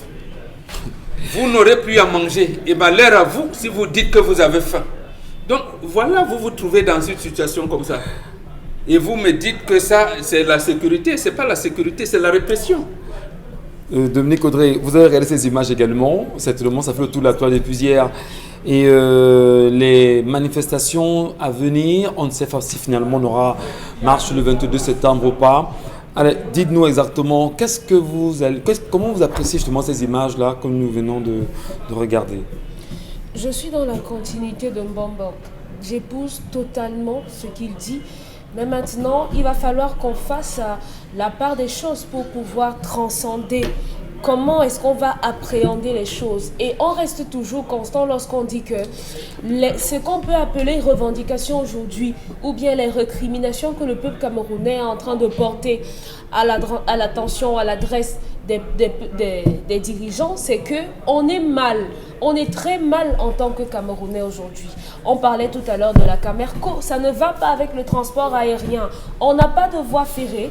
On n'a pas de route. On n'exploite pas la circulation, la navigation, la circulation maritime. Pourtant, sur le plan du tourisme, ça aurait été un plus. Imaginez comment on aurait pu rentabiliser des voyages avec des canaux, par exemple, des activités sur les eaux, par exemple. Donc, mais bon, lorsqu'on sort des chars comme ce qu'on a sorti là, oui. Vous allez voir justement, est-ce qu'on est en guerre? Avec qui fait-on la guerre? Avec qui est-ce qu'on veut faire la guerre lorsque vous regardez ces images? Avec qui on fait la guerre au Nozo depuis 4 ans? La question, vous la posez? À vous. Les vous me posez la question de savoir devant qui on sort les chars. Oui, juste pour dire que est-ce que c'est important? Mais est-ce que c'est important? Est-ce qu'on a besoin de lutter avec son peuple? Est-ce qu'on a besoin de lutter avec les anglophones? Non, on n'en a pas besoin. Mais est-ce qu'on le fait? Oui, on le fait. Donc c'est juste la continuité. Sauf que Thomas Sankara a dit à son époque, vous tuez Sankara aujourd'hui, il y en aura 1000 demain. Vous tirez sur les Camerounais qui veulent revendiquer des choses aujourd'hui, il y en aura 1000 demain. Donc on va peut-être masquer aujourd'hui, on va réprimer aujourd'hui, mais demain, les enfants aujourd'hui, tels qu'on les a à la maison, sont beaucoup plus virulents, sont beaucoup plus révoltés que nous autres. Donc, Charles Lamel, est-ce que l'État, de votre point de vue, le gouvernement, on va le dire ainsi, ne pousse pas Bouchon un peu trop loin quand même? Parce que même à sortir cette artillerie-là, en les montrant, comme c'est le cas sur les réseaux sociaux, voulant intimider, on peut plutôt motiver les Camerounais en leur disant écoutez, comme vous voulez finir avec nous, finissez une fois avec nous, et puis qu'on n'en parle plus. Il y a des sacrifiés qui regardent ça et disent bon d'accord, c'est même l'occasion de mourir. Est-ce que c'est de bonne guerre que l'État, qu'on interpelle sur des questions précises, revenir justement à la paix dans le nord-ouest et le sud-est Cameroun, revoir le code électoral et qu'il soit consensuel, c'est des questions politiques. Mais est-ce qu'on a besoin justement de mettre de sacrifier justement le Camerounais, pas les Camerounais, parce qu'un seul Camerounais qui tombe, c'est dommage pour nous. Comment vous analysez ça? Lorsque vous voyez deux frères qui bagarrent, vous allez vous rendre compte que les deux frères vont utiliser uniquement les poings. Mais lorsque vous voyez deux voisins qui bagarrent, les voisins vont utiliser les machettes et les gourdas et tout. Qui est l'étranger au Cameroun? le Cameroun qui réclame, le Camerounais qui réclame son bien-être, ou celui qui estime que nous on n'est que de passage au Cameroun, on est venu pour une mission, celle de la colonisation, après on va vous laisser gérer. Alors, si vous avez répondu à cela, vous allez vous rendre compte qu'il y a d'un côté les Camerounais et de l'autre il y a les étrangers. Les étrangers sont ceux qui sortent les armes contre les Camerounais. Parce que je ne comprends pas M. Michel Ngattchou. Hier encore, j'ai interpellé un officier dans un pick-up. Il était dans un pick-up, je l'ai interpellé. Il sillonnait le quartier à plus de 22 heures. Je l'interpelle et je lui dis, à quoi Rimsa a dit que vraiment, mon frère, nous on était habitués à dormir, vraiment les affaires de Kamtola font on est dehors. Donc si vous arrivez dans ce quartier-ci, au nombre que vous arrivez dans ce quartier, que vous trouvez le mouvement, il dit, vous allez vous lever comme ça, sortir l'arme et tirer. Il dit, mon frère, vraiment c'est les gens d'en haut là. Tu sais que nous on ne fait qu'obéir aux ordres. C'est les gens d'en haut là. On ne sait pas comment ça se passe là-bas, nous donne seulement les ordres. Mais de là à tirer, non. Cette réaction m'a fait comprendre qu'il y a encore des Camerounais, M. Michel Ngattchou, conscients, qui ont un minimum de conscience. Je me lève, M. Michel Ngattchou, on a tué un policier, c'était en 2017 à Bepanda. Le gars a crié pendant longtemps. Personne n'est sorti. On a laissé, on a fini avec le policier. C'était le bandit qui le suivait de loin. Ils ont fini avec lui, avaient touché son arme de tontine. On a pris son arme de tontine. Le matin, quand les collègues arrivent, c'est les gens du quartier qui sortent pour dire qu'ils connaissaient sortir ici, nous menacer. Ils connaissaient aller. Regardez, les Camerounais ont traversé, M. Michel Ngattchou, le sens de la sensibilité. Et c'est le gouvernement en place qui pousse le Camerounais. Regardez aujourd'hui, laissez même un corps ici à Bonacqua, les gens vont passer. Or, à une certaine époque, lorsqu'il y avait quelqu'un qui tombait, la première chose, les femmes enlevaient leur pagne pour essayer de couvrir et pour gérer. Regardez jusqu'où les sensibilités.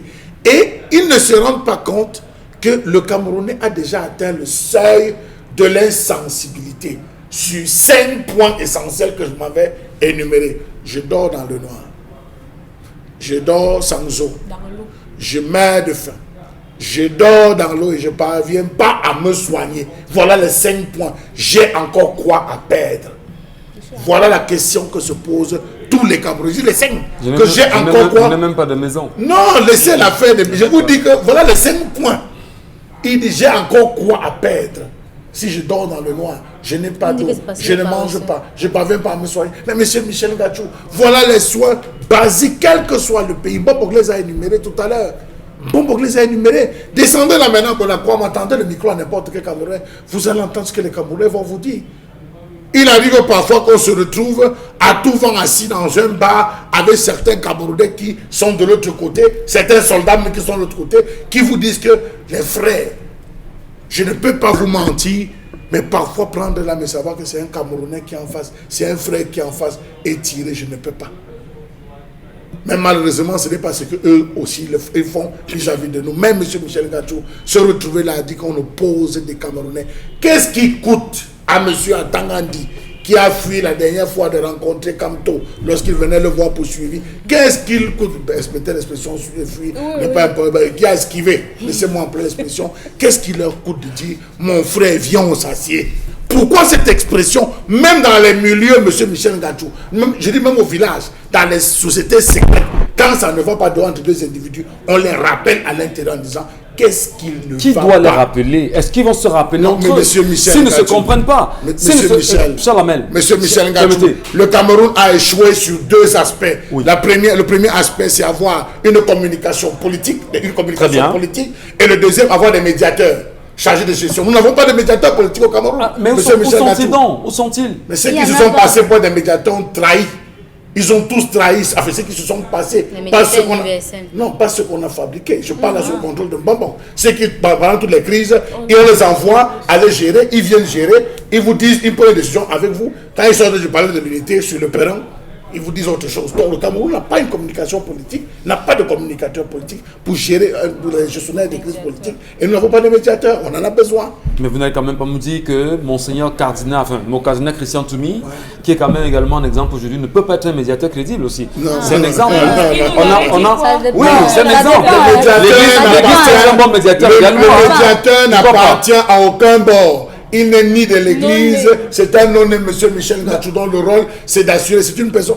Vous rappelez. Vous croyez que Sokonju peut être un bon médiateur? Monsieur Michel Ngachou. C'est des exemples que je vous donne. On ne dit pas non. Il y en a encore. On ne dit pas non, mais c'est des personnes qu'on a pris la peine, que la société adoube, que les politiques adoubent et dont la voix porte.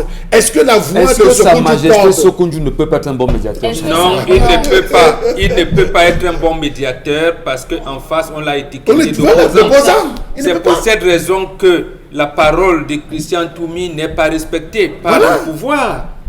Par le pouvoir. On lui a donné une étiquette qui n'est pas la sienne. Et justement parce qu'en face, on ne veut pas faire ce que Chalamel a dit, discuter. Mais justement, on discute avec la personne qui a des idées différentes d'autres. Si nous sommes d'accord sur tout, on discute de quoi? Vous êtes dans le monologue. On discute de quoi? Mais justement, maintenant, quelle est la personne qui pourrait faciliter? Ce sont les personnes que vous avez voulu. Je prends un qui nous regarde là, tout de suite. Il s'appelle David Aboué-Machoyi. Quand il a sorti les 6 facettes de la question anglophone, quelque temps après, on le nomme dans la commission Moussongué. Il a dit lui-même que si cette commission est pour la résolution du problème anglophone, il va démissionner. Il n'a pas vocation pour. Bon, attendez, vous voulez quoi? Il dit, c'est moi qui étais le rapporteur du comité ad hoc mis en place par Amadou Aïdjo en 1979 et dont le président était Paul Biya, Premier ministre. Ce n'est pas ce que nous avons dit à l'époque. Nous avons reconnu qu'il y a un problème anglophone. Est-ce que le problème anglophone est terminé alors qu'on n'a pas résolu les problèmes que nous avons nous-mêmes énumérés en 1979? Donc, il faut quand même qu'on soit un peu sérieux. Merci. Karine, on vous écoute également. Oui, par rapport à cette question, il y a un pan qui est très important. Vous savez que Chalamel a soulevé quelque chose hier et on n'a pas bien compris. Nous finissons par comprendre que dans nos quartiers, on peut ne pas avoir des bandits si vraiment nos forces de l'ordre le veulent bien. Si vraiment nos autorités, nos préfets, sous-préfets et autres gouverneurs le veulent bien. C'est pourquoi, lorsque j'ai vu tout ce déploiement, dans tous les carrefours de la ville aujourd'hui, il y a la police ou il y a un pick-up de la gendarmerie nationale. Pourquoi? Parce qu'on se dit qu'à tout moment, les gens peuvent sortir dans la rue. Et on pouvait faire pareil dans les quartiers pour dissuader les bandits, les personnes qui agressent, les personnes qui égorgent les gens dans les quartiers. Il ne se passe pas un jour sans que, l'autre fois ici, Chalamel soulevait le sujet de quelqu'un, d'un groupe de bandits qui allait à Makepe là-bas, braquer des bars, ainsi de suite, jusqu'à ce qu'il arrive au carrefour Makepe Petit Pays. C'est de ça qu'il est question. Maintenant que quelqu'un a parlé d'une marche, tout le monde sort et on vous transforme ça en insurrection, ça devient que personne ne doit plus marcher. Et vous avez vu que finalement, ça va créer une cacophonie dans les oreilles des gens. Maintenant, les gens auront même peur de partir acheter des choses au marché. Parce que partout, il y a des policiers. Vous ne savez même plus à quel sein vous vouez. L'autre jour, j'ai entendu quelqu'un me dire que je pense que je ne vais plus dormir chez moi, par exemple. C'est de manière à semer la peur. Et les personnes qui sèment la peur sont des personnes qui n'ont plus d'arguments. Voilà. Merci beaucoup, Karine. Marchez avec vos cartes d'identité. Merci beaucoup. Non, laissez l'affaire de carte d'identité. Non, c'est une bonne mention. Toujours avoir sa carte nationale d'identité avec soi-même. Parce qu'aujourd'hui, là, c'est très dangereux. Monsieur Michel Ngachou, j'ai eu les inondations et l'eau a détruit ma carte d'identité. Même l'acte de naissance. Même l'acte de naissance. Je fais comment? Battez-vous. Vous voulez que je vous inscrive? Je continue à vous mettre dans ce qui met les Camerounais en colère. On vient de nous annoncer là, on nous annonce là qu'il y a un autre opérateur qui est en train d'arriver pour les passeports qu'on fera en 48 heures sur toute l'étendue du territoire. Mais nous sommes dans un système d'effets cosmétiques, d'effets d'annonces cosmétiques. Justement, il dit que ça commence en mars 2021. Entre-temps, on fait comment? On fait comment? Et les autres passeports qui sont en cours. Combien de Camerounais sont bloqués là avec cette affaire de passeport où il faut payer, s'il faut payer tant, on continue à payer. Mais je vous dis que les Camerounais sont en colère. Vous pensez que ceux qui ont été inondés là, ils ont récupéré un acte de naissance? Il y a un lion, on conserve son acte de naissance, M. Michel Gatou. Merci beaucoup, Chalamel. Vraiment, si le Cameroun a tellement de chapelets, de problèmes, que s'il faut commencer à les égrener ici, ce sera hyper compliqué. Karine, rapidement, on a un deuxième sujet quand même. On s'intéresse quand même à la réception que le gouverneur de la région du littoral a organisée hier avec les conducteurs de moto-taxi de la ville de Douala, notamment pour sensibiliser sur les prochaines marches du 22 septembre et inviter ces derniers à ne pas participer à ces marches-là. On peut dire qu'il en ressort des témoignages que certains ont été présentés comme les présidents des benskinners de la ville et puis d'autres disent même que ce sont des gens qui travaillaient parfois à la mairie de Douala qu'on ne reconnaît même pas. Donc finalement les benskinners sont des employés de la mairie et autres. Maintenant il y a aussi d'autres qui disent qu'il y a de l'argent qui a été partagé entre les benskinners qui sont arrivés à cette rencontre avec le gouverneur, 5 000 francs, 20 000 francs, d'autres vont même plus loin et il y a eu un petit défilé qui a été organisé avec la photo de président de la République. Alors on demande, est-ce que cette manifestation a été autorisée? Non, il y a d'abord autorisé ou pas, les mototaxis sont interdits d'entrer à Bonanjo. Avec la moto. Première fraude. Oui, première fraude. Mais les autorités sont donc en train de piétiner leurs propres instructions. Jean Koueté, on l'appelle vice-premier ministre, il a piétiné les instructions de l'État et même les lois de l'État a équité dernièrement. En allant à une manifestation interdite par l'autorité administrative. Du littoral. Du littoral. Voilà. Maintenant, moins d'une semaine après, les motos entrent à Bonanjo, alors que c'est interdit. Avec le gouverneur lui-même. Voilà, je ne sais pas s'il a délivré des laissez-passer express pour dire ça, mais c'est interdit. Donc, voilà comment, c'est ce qu'on appelle la dictature. C'est-à-dire, moi, je peux piétiner la loi. Toi aussi, piétine une fois. Voilà. Donc, rapport de force. Non, pas rapport de force, intimidation. C'est ça, c'est pas rapport de force. C'est que la loi est là, mais c'est toi seul qui dois respecter la loi. Moi, je peux respecter si je veux. Si je ne veux pas, je ne respecte pas. En fait, c'est créer l'anarchie. Et là où c'est dangereux, c'est ce que Chalamel disait tout à l'heure. Lorsque le citoyen arrive à un niveau où il dit ma vie ne me sert plus à rien, il faut se méfier. Et nous avons rencontré, lorsque Alpha Oumar Konaré était président, il venait d'être élu au Mali, Amadou Toumani Touré, qui dirigeait la fondation avec son ami américain Jimmy Carter, il est passé à Douala, il a rencontré la presse à Bonanjo. On lui a posé la question de savoir comment Moussa Traoré ils ont renversé. Il est resté 2 minutes sans rien dire. Après il dit, chers amis, même nous les militaires, lorsque vous voyez 100 corps couchés, ensanglantés, et que c'est votre fête, vous changez de logiciel. Il dit, c'est ce qui s'est passé. J'ai conduit le groupe, j'ai dit à Moussa Traoré, non, ou toi ou nous. Moussa Traoré a dit, s'il vous plaît, ne me tuez surtout pas. Donc, il y a des situations comme ça. Donc, eux, les militaires, ils l'ont vu, ils ont tiré, ils ont pas sur instruction. À un moment, ils se disent, mais c'est pas possible.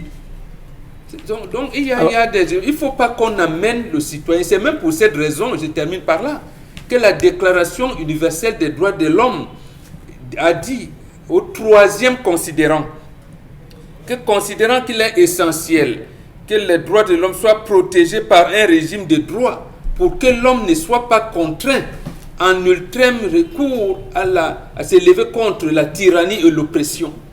Donc, même si vous tapez le citoyen, donnez-lui quand même des portes de sortie où il peut s'épanouir. Il y a des niveaux où il ne faut pas amener le citoyen à atteindre. Mais surtout, à dire de toutes les manières, ma vie ne me sert plus à rien. Merci à vous, madame, monsieur. Merci de rester présent sur les antennes Equinox Télévision. Vous le savez, la semaine a été chargée et nous vous disons merci pour l'affinité, pour la présence, mais surtout pour le partage que vous faites avec nous tous les jours. Nous vous rappelons simplement que le Cameroun a ses réalités et ensemble, nous devons, quoi qu'il en soit, ne jamais abandonner. Jamais abandonner parce que le Cameroun appartient aux Camerounais.